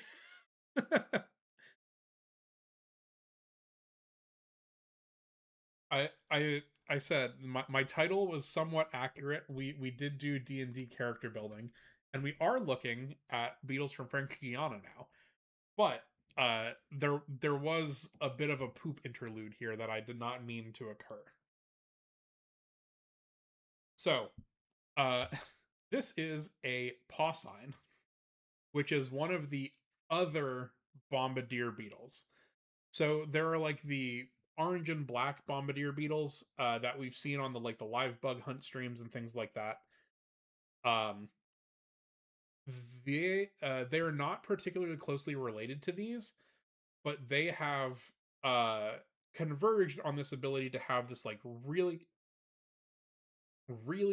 hot chemical defense. Um, and so yes, tortilla, exactly. Except Bug Guide's not going to work for any of these because these are not from the US. What is this? I'll look at that later. Um, like Bombo, yes. So Bombo, the regular bombardier beetles, the way that they adjust their spray is that typical ground beetles will only have 6 abdominal segments. Bombardier beetles will have 7 in females and 8 in males. So that extra abdominal segment gives them the ability to like move and aim and point to where they want to aim in their spray. The thing about paw signs is that they have a way of directing the spray, but it is not an extra abdominal segment. So paw signs have this little thing going on over here that is called the flange of Kowanda.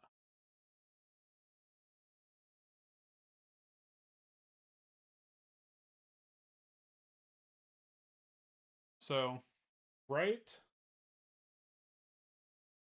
here on like the outside edge, there's this curve. And if you look from the back,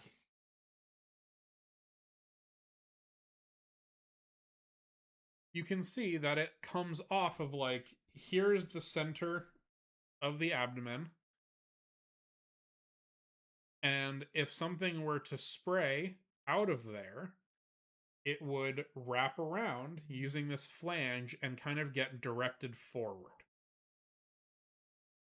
This is called the flange of Kowanda because the Kowanda effect is a physics principle. Oh, come on now. That's fine, all right. Um, the Kowanda effect is a physics principle for liquid to adhere to a curved surface and then continue on in the same direction. So if you've ever held a balloon or something circular underwater, it will hit the balloon, it'll curve all the way around, and then continue going straight uh, underneath like where the water would initially go if there was no balloon in the way. So instead of ledge slash gutter, yes, correct. People hover a ball with an air compressor. Yes, exactly, exactly, exactly. Yes, yes, yes. So for these ones to do their chemical defense, they will spray just straight out the back, but because of this property, the liquid will basically adhere to this gutter and then shoot forward.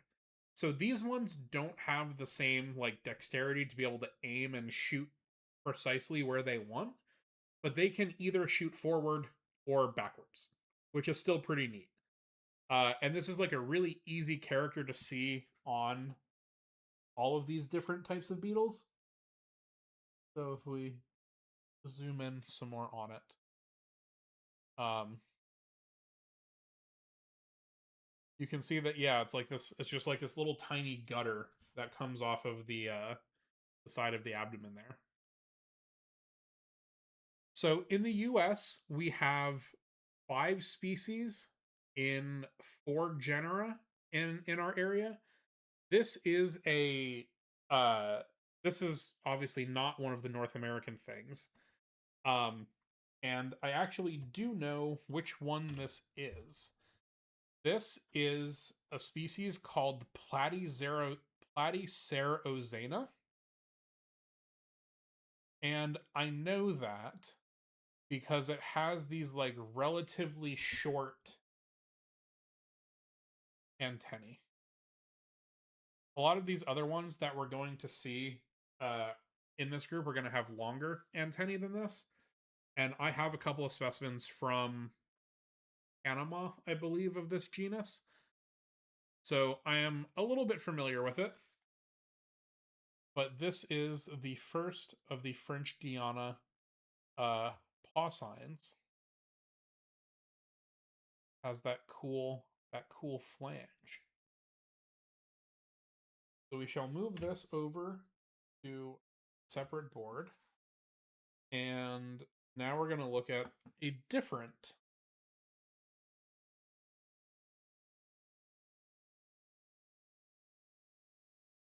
paw sign. So this one is obviously much smaller.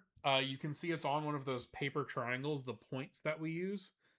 So the insect pin is over here and would be too big to actually put through the specimen, so it's glued onto this little paper triangle. I don't know what genus this one is, but you can still see, regardless of size, it still has the flanges here on the back.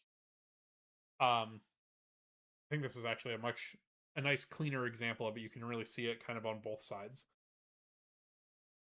I will say this is a really neat group. Besides the like explosive chemical defense thing, it's way hotter than the quote unquote normal bombardier beetles. The normal like orange and blue ones, when if you pick those up, it's a little bit warm and it kind of stains your hand. The first time that I ever collected a paw sign in Arizona, I picked it off of the sheet and it exploded. Like it blasted me because I was picking it up. I dropped it. I dropped it on the ground because it was so hot and it was way, way worse than the normal bombardier beetles. I did get the beetle back. I dropped it and then I was like, everybody stop, don't step on it, blah, blah, blah. But yeah, so they lack the dexterity to be able to like aim where they're going, but their explosion is way more intense, at least in the experiences that I've had with it. I don't know how this one would be because it's kind of small. Um, but I imagine that these in the tropics are like pretty crazy. Vibes, these are all carabids, so they're all ground beetles. But yes, Golden Eagle has it. The subfamily is Paucini.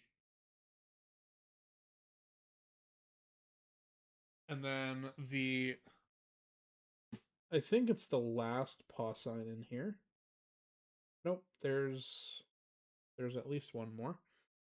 Um, this is yet another different genus.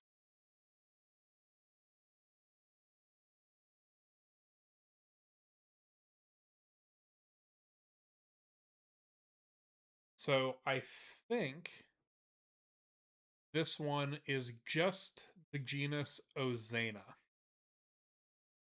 So the first one that we looked at was the genus Platycerozana, which means like short-horned Ozana, essentially. But this one is just regular Ozana, and you can see that the antennae are much longer. So this one was described first, Platycerozana was described afterwards, and was basically named um, as like a modification of a character on this thing.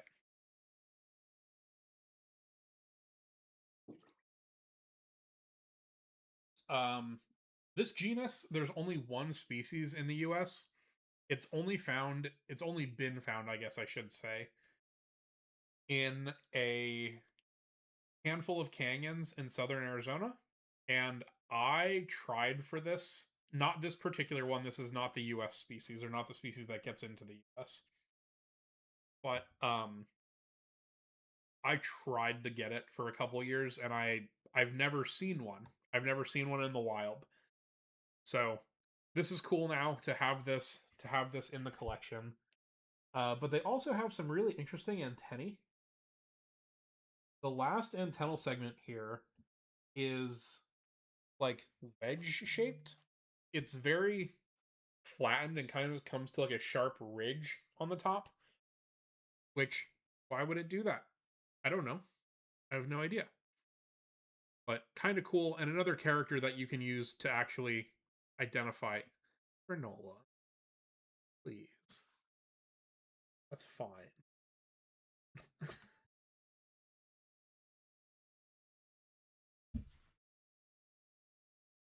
But yeah, so this is yet another cool paw sign.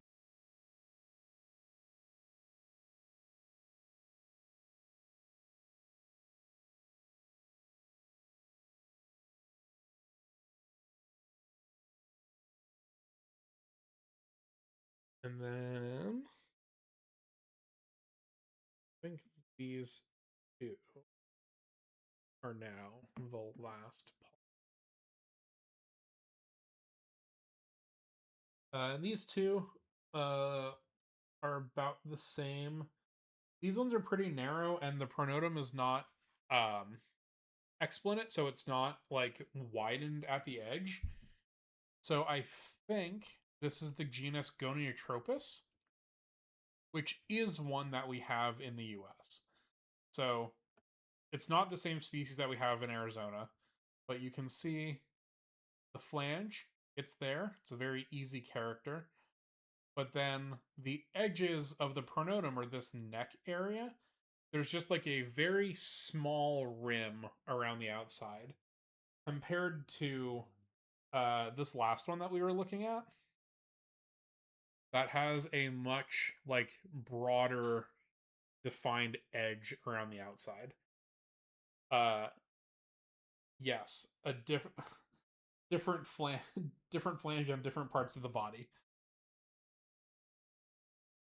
So it has, they still have the butt flange, but then uh up here, the flange that I'm talking about on here is just like the lateral like rim of the pronotum.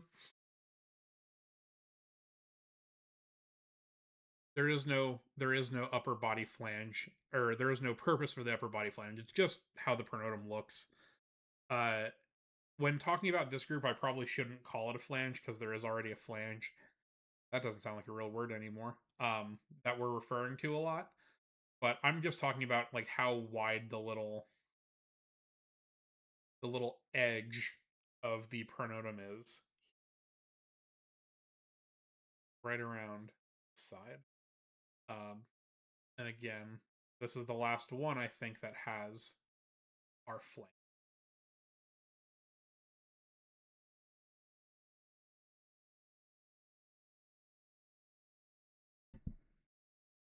Overflow for a mold pour. Yeah, I could see that. It's a good way to think about it. So we've got we've got 5 specimens in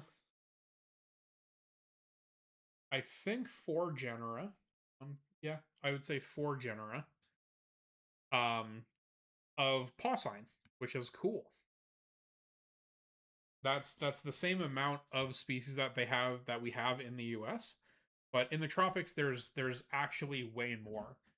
Um, and porcines in particular, uh, I regret to inform you, these are not the coolest porcines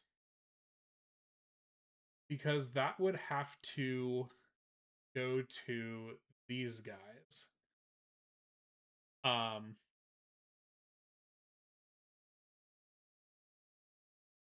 picture,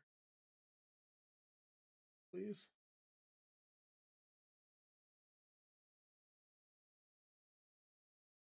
Maybe I can get the PDF.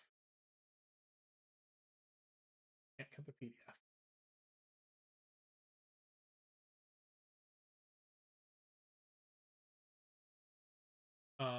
I would like to show you guys something cool.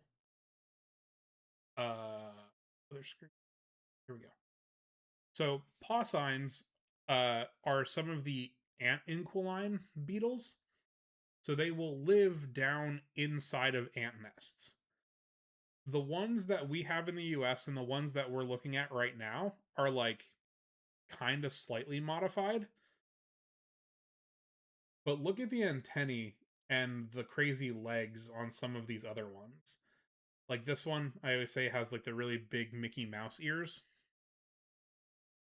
So this is a really like pretty phenomenal group of beetles. These all also have the little flange. Oop, Starberries and ads. We can it doesn't say that it's running ads right now. That's crazy. I don't know why these things are like loading in such low resolution. There it is. Okay. But yeah, so they're a really neat group that have these like pretty crazy body modifications for living down in with ants. And so here's one you can kind of see there's a little bit of a flange right here on the outside. Uh Males are both sexes. Yeah, it's both sexes.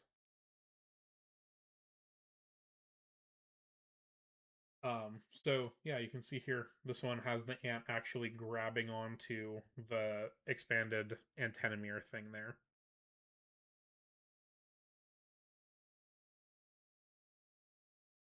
So porcines are really, really neat. And unfortunately, the ones that we have are, and kind of look like this. But worldwide, you get porcines that look like this. And that's just like really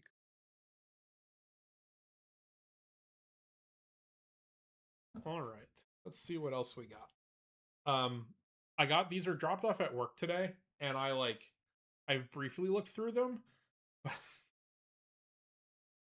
I have not actually like sorted through these yet, so I'm gonna take a quick look, and you guys will get a sneak peek of like what's coming up before I decide like which ones I want to pull out next.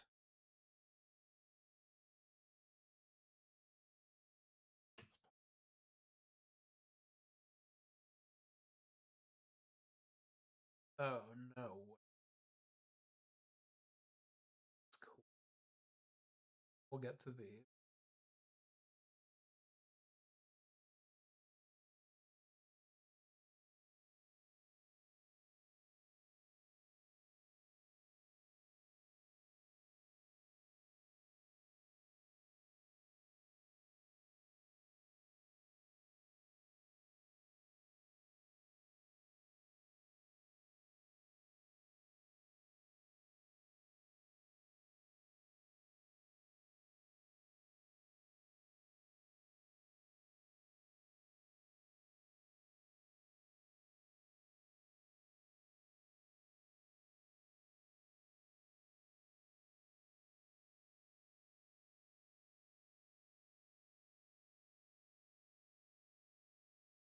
yeah, there's some pretty good scope. There are lots of flavors. The first one that I'd like to are these two, which are um I don't think it's a monotypic tribe.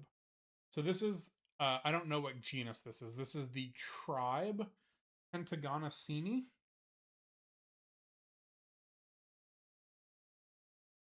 And so these are also little tiny ones.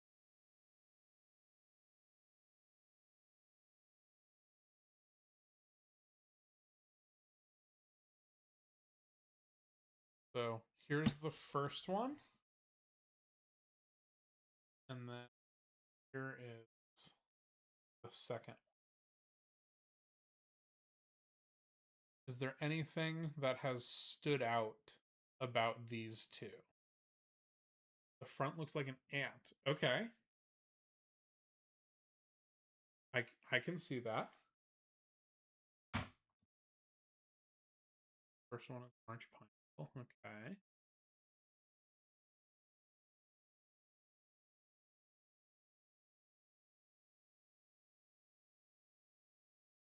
Any other thoughts? Any other defining characters that you were able to see? They're bent. Well, okay, a little. Turn to the left. Not useful. They can dry in weird positions when they die. So Pentagonica, in the U.S. at least, the tribe Pentagonacini only has one genus in it, and it is known.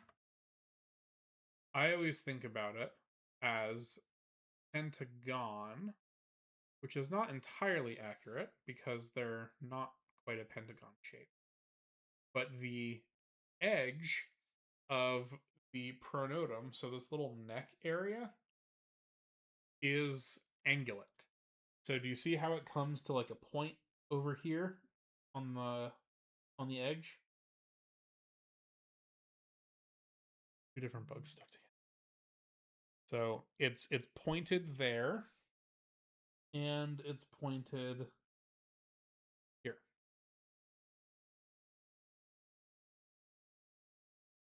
Uh, Singular long hair too. Yeah, a there is in fact a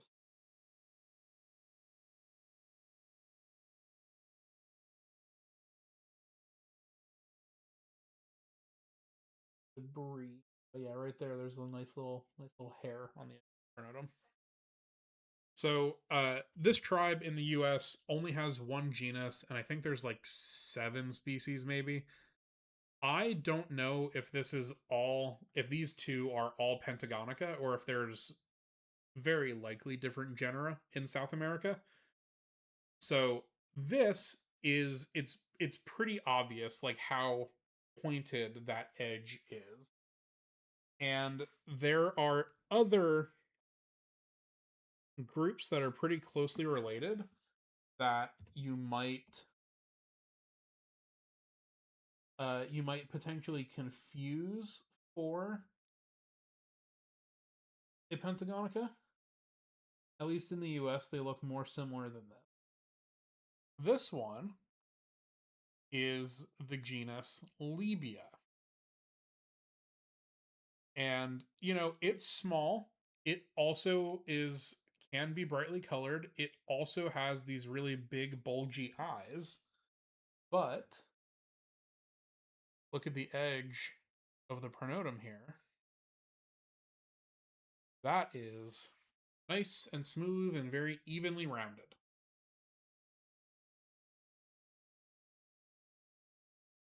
So quite a bit different. Uh, that angular that angular pronotal side is like it looks like a Lebiine, but it doesn't have that little, or it does, I guess, have that little sharp corner, that pentagonic. Nothing I like but naked eye. They still look great. Yeah. And another, I think this is true for all pentagons. Um, Lebionds tend to be found associated like on plants or climbing trees. And so one of the adaptations that they have for that are you quite possibly the worst parcel angle that you could have given me.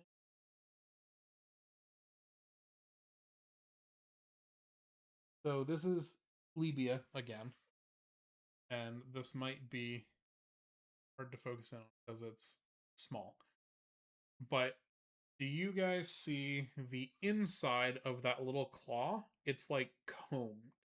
It has all of these extra little teeth in it to basically give more surface area for them to be able to grab onto trees and climb better.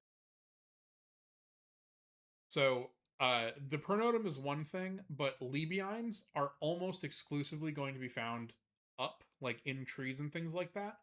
So they have these little claws within claws. The Pentagonica, which I don't know if we're going to be able to see them super well. This one's pretty out there. Um, it's a top down view, but there's no like serrations in this claw. So these ones don't climb as much, and that's another way that you can help separate them out.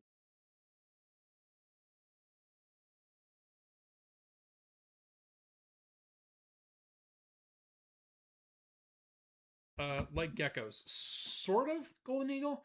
Um, it's not it's not the same like really dense micro hairs though. These are actually like additional claws. They're like the teeth on a comb. They kind of just like help grab onto more things. So it's not the same like adhesion that you would get from geckos because it's not just like a pad of hairs.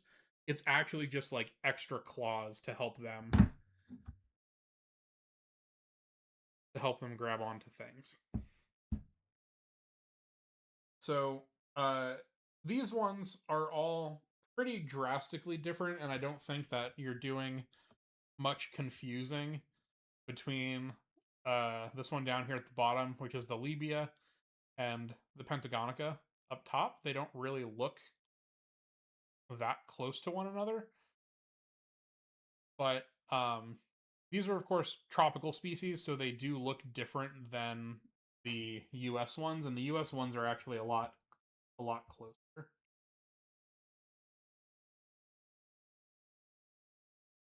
So interesting on that. We've got two different Pentagonica, which is exciting, or Pentagona signs relatives here. We've got Lebion, and then this is another Lebion, but not Libia. This is Euproctinus. And this is a genus that we also get in the US, but I have never actually collected in the US.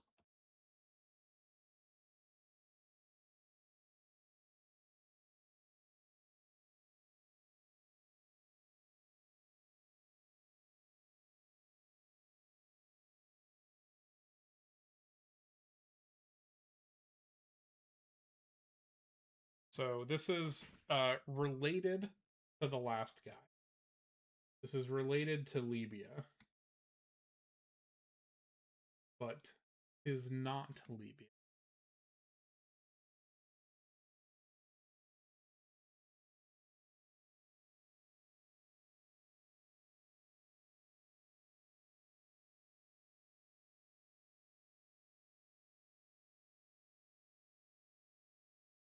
Yeah, making him look. Yeah, so Starberry. That's not typical. Um, that's not what their eyes usually look like. But as the specimen is drying out, sometimes the eye facets dry in this weird pattern. So it looks like he's got googly eyes. Normally in life, these would be like totally dark, and when they dry, they're generally supposed to be kind of that like totally silvery color. But yeah, just because he's Dej, um, he made these big funny googly eyes. Pinning did him dirty. Yeah, a little bit. He's also missing this antenna here, and I don't know if that was like a natural injury or something that happened like as they were uh preparing these. But really, really cool pattern on these guys. And this is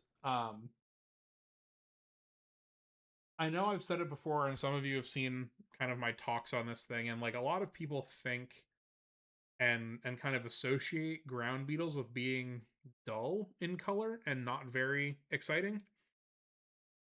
But a lot of these smaller ones are really fantastically patterned, and even some of the uh I would say more plain ones um are either really cool structurally or just like have their own really kind of interesting appearance to them. So this is neat. Euproctinus, there is a species in Texas. Lyndon, I don't know if you're still here, but there's a species in Texas that you should be on the lookout for me. And there is also one in Florida that I have not. Oh, Lyndon, you are here. Ha, hello. One that's here in Florida that I have not collected myself yet. So this one is another Libya. I can't stop thinking about what you said, Nagranola, and I hate it. No, not Libya grandis. I don't need any Libya grandis.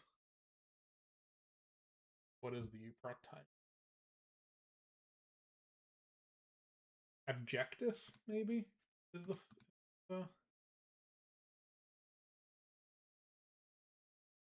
yes, Euproctinus abjectus is the Texas one. Euproctinus ballii is the Arizona one, and then Euproctinus trivitatus has been recorded in. That's kind of neat. This is another Libya. So again, you can see similarities, but the pattern is way different. Oh, bug on Alveus. Please hold. Whoa. That's Katie did.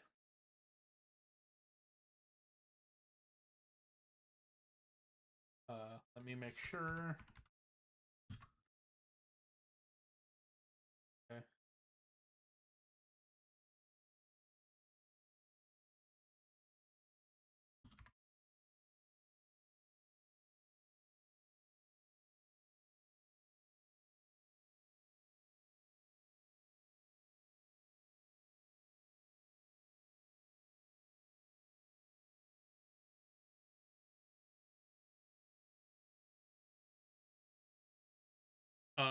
Are we still looking at paw signs? No, vibes. This is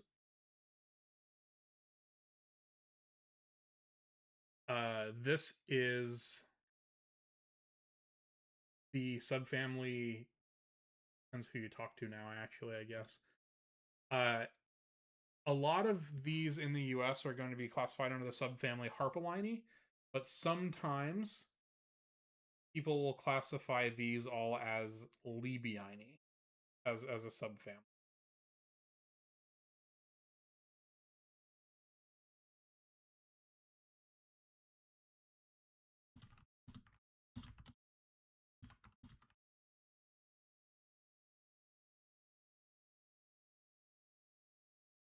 They just look like burnt paper. I can see that. So yeah, vibes. There's no flange on the outside here.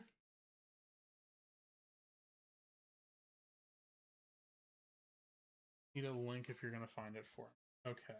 Um boom.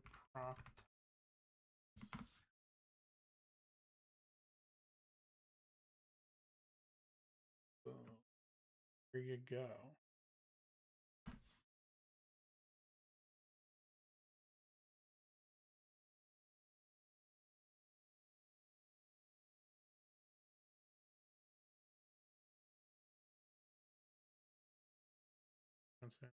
Oh, sick, wild child.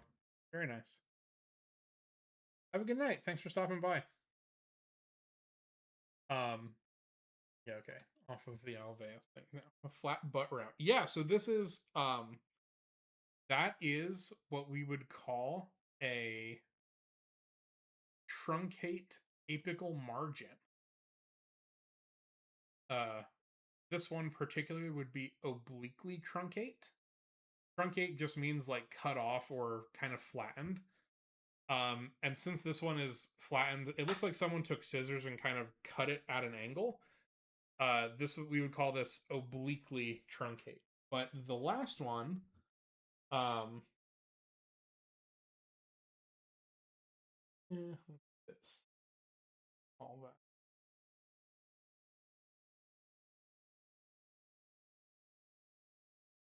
This one's also pretty flat, but not not nearly as flat. No, I don't think we do. Uh, Truncate elytra are something that we see not uncommonly. So think about the staphylinids, like the rove beetles that we looked at on stream the other night. They have really truncated elytra. Like their elytra are just a couple segments long.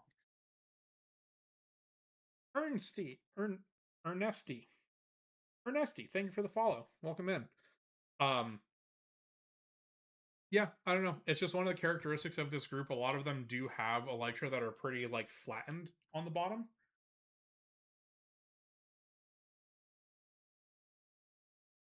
So something to think about. Was your college professor? Whoa. They're around from what I can tell. They're around. But you can see it. You can really see the similarities to that last one that we were looking at. Um, if we go all the way into the pronotum and the eyes, the pronotum is very similar shape to the last one, and the eyes are still kind of that big, buggy.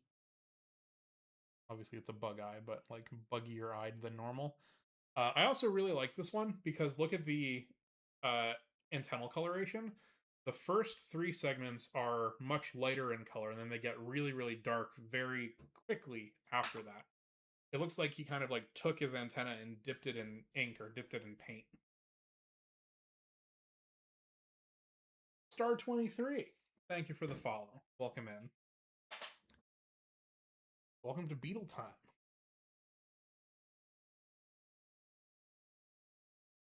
Yeah, another really cool one. This is so to compare those last two size wise, I always forget I have my little Steam Deck thing. So here are those last two that we looked at. The Euproctinus on the bottom and that the bigger Libya there on top. So again, these kind of generally small-ish beetles can still be really quite stunning when you look at them up close. Next, we've got a pretty big series of what I can only assume is like the same thing. This is another Libyine, but not Libya. This is the genus Apenes. Apenes. Oh, you guys are not on scope cam. There we go.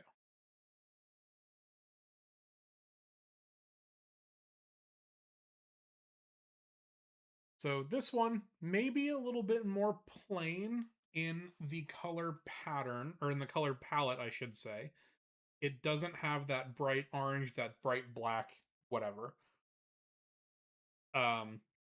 This one, it's more earth tones. You've got your browns, your bronzes, your little bit of tans. You've got your green there. Donkus, hello. How are you?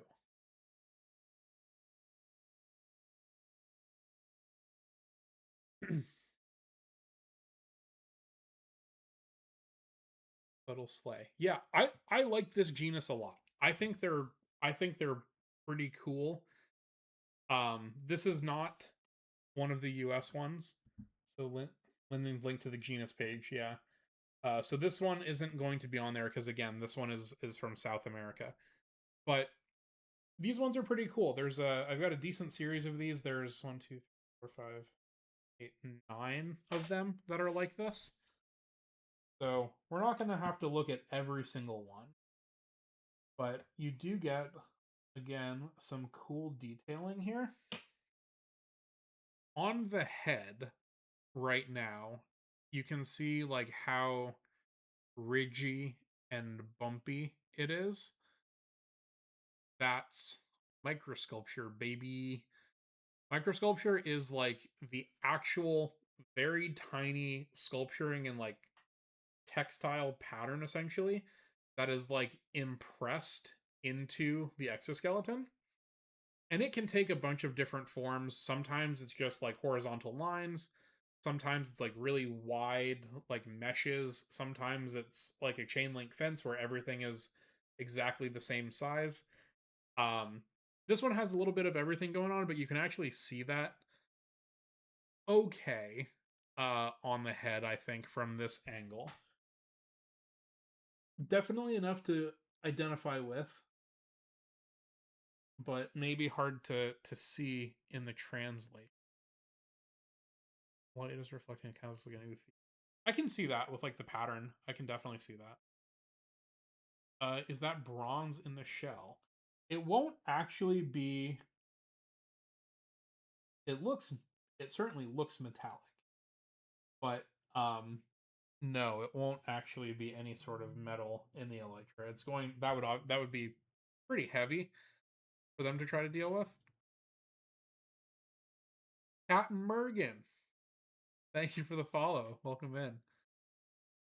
You can see there's more microsculpture here on the elytra as well, but you can see the uh, how the color pattern changes and how the texture and like the reflectance of the elytra changes at these different parts. So you do have this like really nice brassy bronzy color right here in the middle. But then as you move back into this pale band, you you lose all of that. It's all the same. It's all the same protein, right? It's still all exoskeleton. It's still all chitin. But I always think it's super fascinating it can like how it can do so many different things. Compared this to the last ones we were looking at, those ones had some really bright color patterns, but we didn't really see this metallic reflectance on here until we got to this one. But then we have these other ones that I am quite excited about. This is moving on now to, are the neck hairs anything in terms of diagnostics? Yep, sure are. So pull back these guys. Um, the neck hairs are not generally as important as the hairs above the eye. So on this one, we're looking like down across the head, and there are I almost have perfect. So you can see there are these two long hairs that are coming out kind of above the eyes. They're like sort of very pseudo eyebrow. Those are called the supraorbital setae. Supra means on top of, orbit is the eye, and setae are hairs, essentially. So the number of supraorbital setae, whether there's one seta per side or two, like we're seeing here, is incredibly diagnostic. It can help separate off like whole subfamilies with if it just has one or the two. So it's a really easy character to look at to make some rather big separations in terms of making an identification. The ones on the neck are pronotal CD, and they're not quite as helpful at such like a high level, but they are still pretty helpful in the grand scheme of things. So this one has 2 CD on the pronotum. There is one here at like the hind angle of the pronotum, and then there's one further up here right above this little leg that's like more towards the front. Within a group, the number will generally stay pretty consistent, but sometimes there will be one at the front edge and at the hind edge, but not in the middle. Sometimes there will be one at the middle, but not at the back. Sometimes there will just be one at the back. Sometimes there are none. So yes, those hairs on the neck do mean something, but not as much as the ones above the eye. The problem and the tricky thing about doing identifications based on those is that it's a little tiny hair. And sometimes those little tiny hairs break off. So, no, this one has both. But, actually, no, that one is missing. Cool.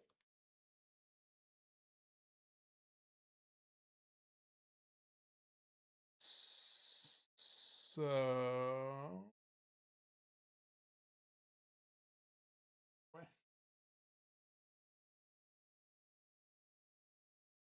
oh, no, they're both there. I lied. Never mind.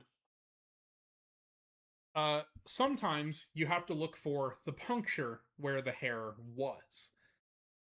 So if we were to break off one of those CD on the neck, we would, if we were trying to identify it, we would be like, oh, I don't see the hair there, but let me look super carefully to see if I can see like a little point mark where a hair was at some point. You're tracing their follicle essentially. And thankfully for these guys, the puncture, like where the hair goes, is relatively big. And because it's exoskeleton, it stays there. But you can see around the base of this hair right here. Right at the base, there's like a little divot. It's pretty hard to see, and I don't think the camera's doing a great job at picking it up right now. But yeah, sometimes you look for where the hair was.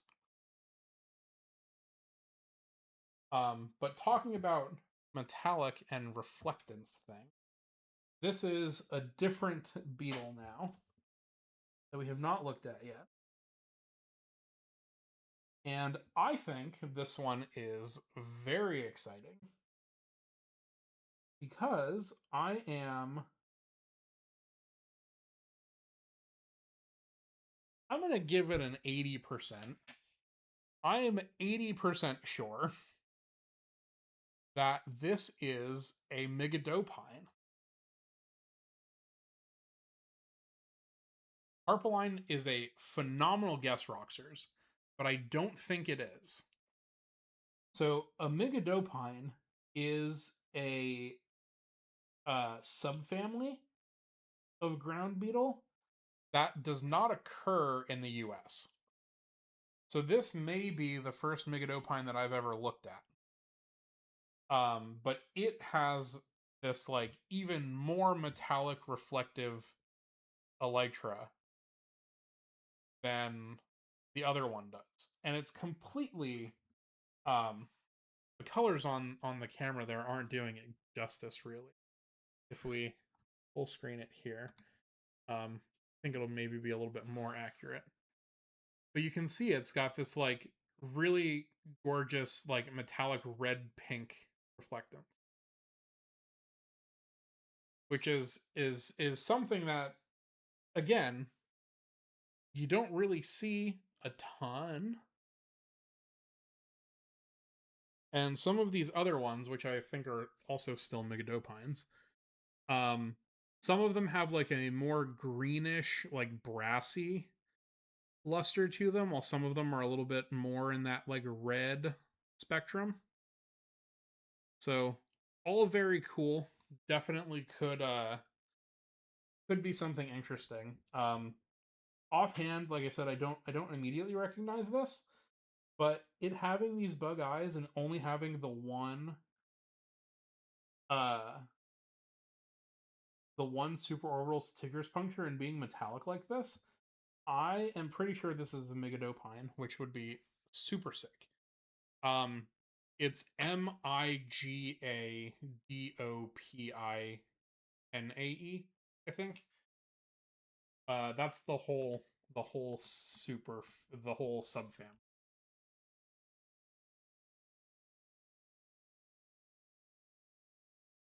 18 genera and 40 descriptions. Fine, actually.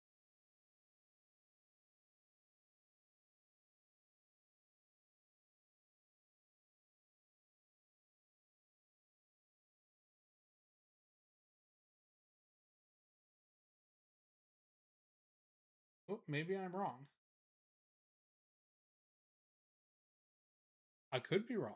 This could just be Harpalini.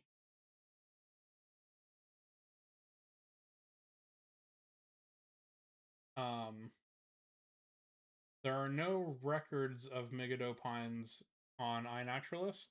Uh, what up? So all the records are down here in New Zealand, Australia, and like southern South America. The ones that we're looking at were collected way up here. So that doesn't mean that it's not that, but I will have to run it through the key because it doesn't seem likely that it would be as common as it was, based on these specimens here, that there wouldn't be some that had been observed up this far. So we'll have to see. I will double check in with this. There is also oh god, what's the South American one? Reichart 1975 is a key to the genera of ground beetle of Central and South America. So it's like the book chapter that I'm working on or that I worked on for the North American ground beetles, but it's a key to the South American ones. And so I haven't used it a ton. Um, I don't get material from South America very much. So I'll have to break that one out to go through and try and figure out what these are. But still, really quite nice with this metallic reflectance. It really highlights all the dirt and the dust that's sitting on these specimens. But the really cool, big, bulgy bug eyes are pretty fantastic.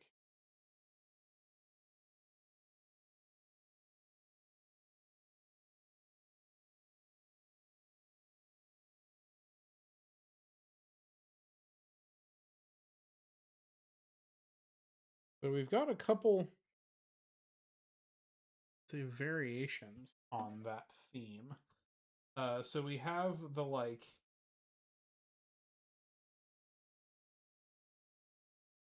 we've got the shiny metallic that we're seeing here. One's a little dirty. But then we also have these ones, which are not as metallic, but have way deeper striae, or like these deeper engraved lines going down.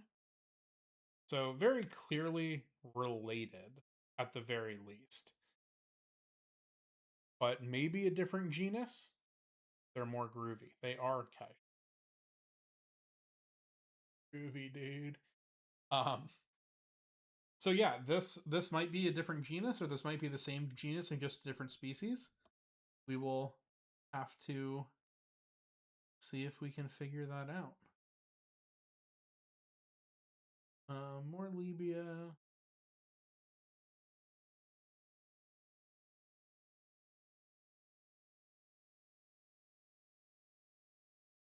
I think that's base. Ooh, that's kind of. He's got some big. I think this will be the last one. I think we'll round out with this tonight. Um, the rest of the things in here are duplicates, at least of things that we've looked at already, or at least kind of like variations on the kind. If there does end up being anything like fantastical in here, I will of course bring it back so we can look at it again later. Um, but it is getting late for me. I am a little sleepy guy. So, 10 p.m. bedtime. Yeah, honestly. But we will wrap it up with this little one. I don't know who this is either. But it oh, is this oh god, what's the Arizona one?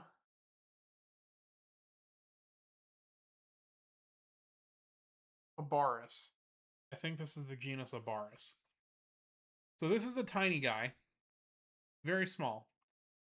But look how big its damn eyes are. Its eyes are wider than its neck.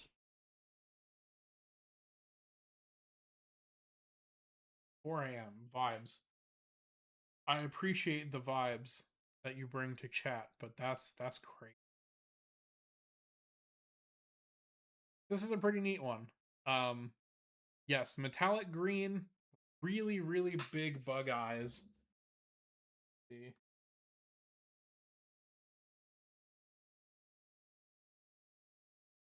well, just the one. Cool. Might not be a Baris. I have no idea. I have no idea what I'm looking at. Its peepers are in fact peeping. So if the... nope, it's not. Okay, cool. I just don't know what the hell I'm looking at then. Um, so Abaris is a genus with one species in North America, but I think like 20 worldwide. And they're small like this, and they have these really big like hemispherical eyes. But they will also always have pectinate tarsal claws.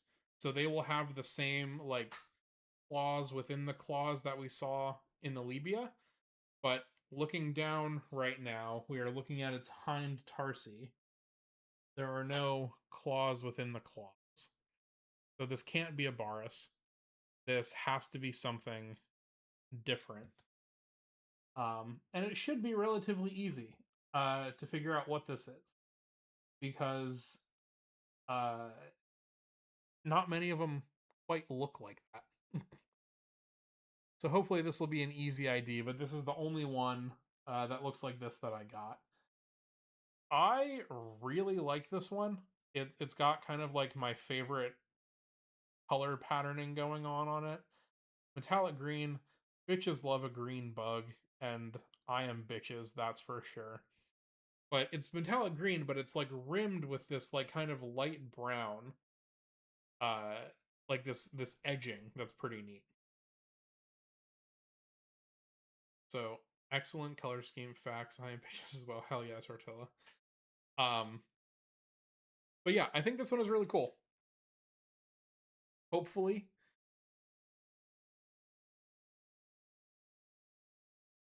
Green Beetle is too powerful. Ain't that the damn truth? So I think we're gonna wrap it up here with the French Guiana stuff.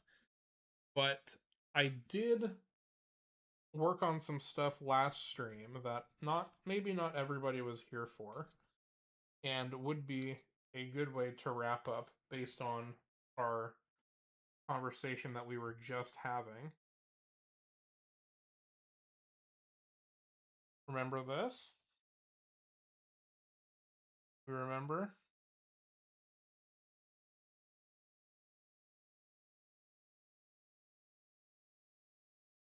So, the dung beetle that we pinned like 2 weeks ago. Green, shiny green metallic beetle. We love this. Nice big horn.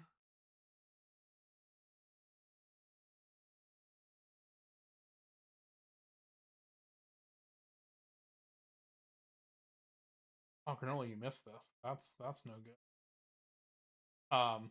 Yeah. So this is Phanius vindex. This is a local. This is a dung beetle that you can find in the U.S.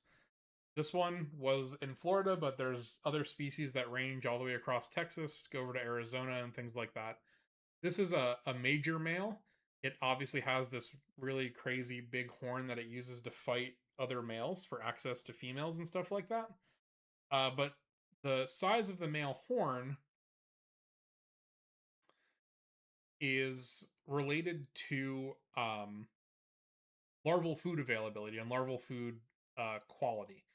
So sometimes the males will have like little stubby horns, and they don't do as well reproductively. So better food means better horn, which means better breeding success later on in life. This is a nice, big major male. They don't get much bigger than this. So very cool, and I think nice way to end the green bug discussion that we're doing. Um,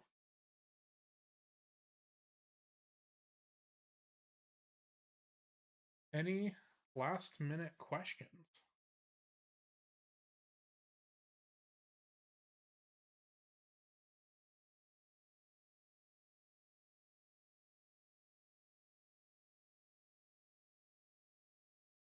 Bighorn bees, but it's not that food. Yes, that is correct. All right. Well,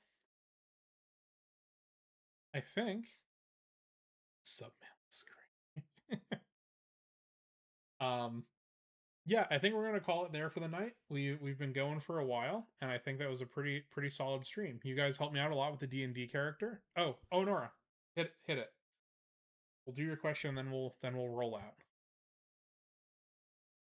But you guys helped a lot with the D&D character development, and I shall let you guys know how that goes next week, since I play Saturday, and then regular chat chats, the regular chat chats schedule for us for next Wednesday.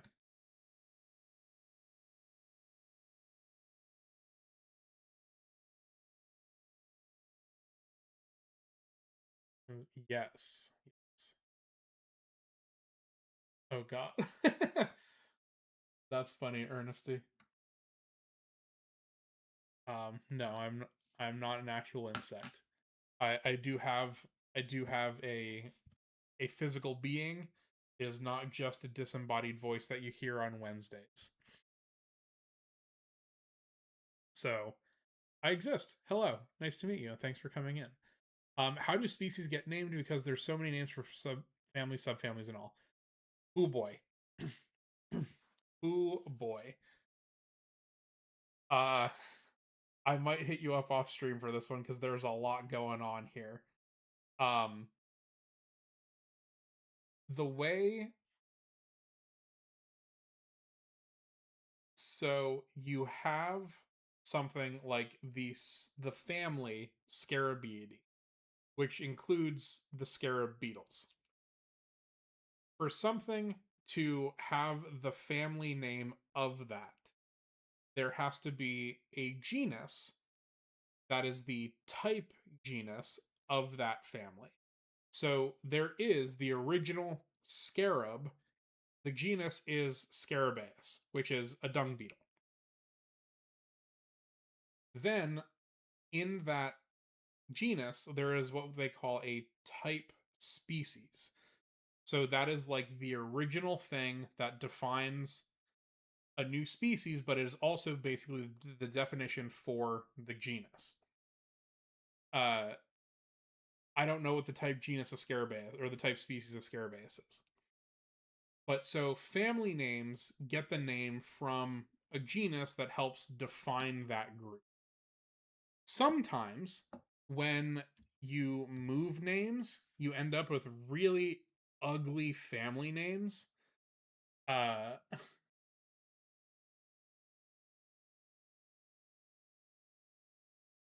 so this family was resurrected in 2010. It was separated out from Latrodeids, and unfortunately, the type genus for this new family was called Acalyptoichion, which means that the family had to be Acalyptoichiidae, which is just like horrendous, right? Like that's some spelling. That's some spelling. That's some crazy double I's there at the end. Uh Wild. So that's how families will get their names is based off of like a type genus and a type species. Why did they give them that specifically horrible name? I don't know where it came from. I don't know why the first ones were uh acalypto probably means without club. um we can talk about this offline, Onar, if you've got questions. Um but yeah, so genus names can be made up, like completely made up based off of fictional characters or people names or whatever. Or you can do something that's actually like describing something about the species. And then once a genus is established, you then look at a different thing and go, oh, does this fit my definition of this group that I've made? Or do I need to make it a different genus? So then that thing is the type species for a different genus, and then those genera are related together and can be in the same family. It's a whole thing. The ICZN, the International Code of Zoological Nomenclature, is a big thing that tells you basically all of the rules for naming species, where you have to have gender ending agreements. So, like, a genus that ends with A can't have uh, a species name that ends in S because the gender agreement is wrong. So, uh, Cymindus limbatus doesn't exist, but Cymindus, or wait, why is that allowed? That's a bad example. I guess IS is a neutral ending. Anyway, there are a ton of rules for this. There's a lot of weird Latin grammar stuff that goes on with it. Um, so it's a process. Is the not so short answer. Um, it is in fact a whole thing to try to name any. So if you have specific questions about that, shoot me a message. But otherwise, I think we're going to call it there because that is a whole other stream in and of itself. Um, I am going to send you guys to a new friend, Alveus community member Inkpot Goddess has recently started streaming. I think this is her second stream ever. And she is playing Unpacking, which is a fun, cozy game that I have in fact played myself. So I'm gonna raid y'all over there. Show your support, drop a follow, all that good stuff, you know.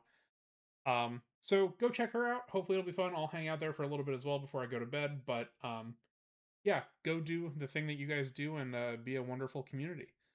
Thanks for hanging out. I will go live again at some point. Probably Monday afternoon, you know, at the normal time, but not entirely sure. Goodbye, everyone. Have a nice night. I'm gonna send you all over there.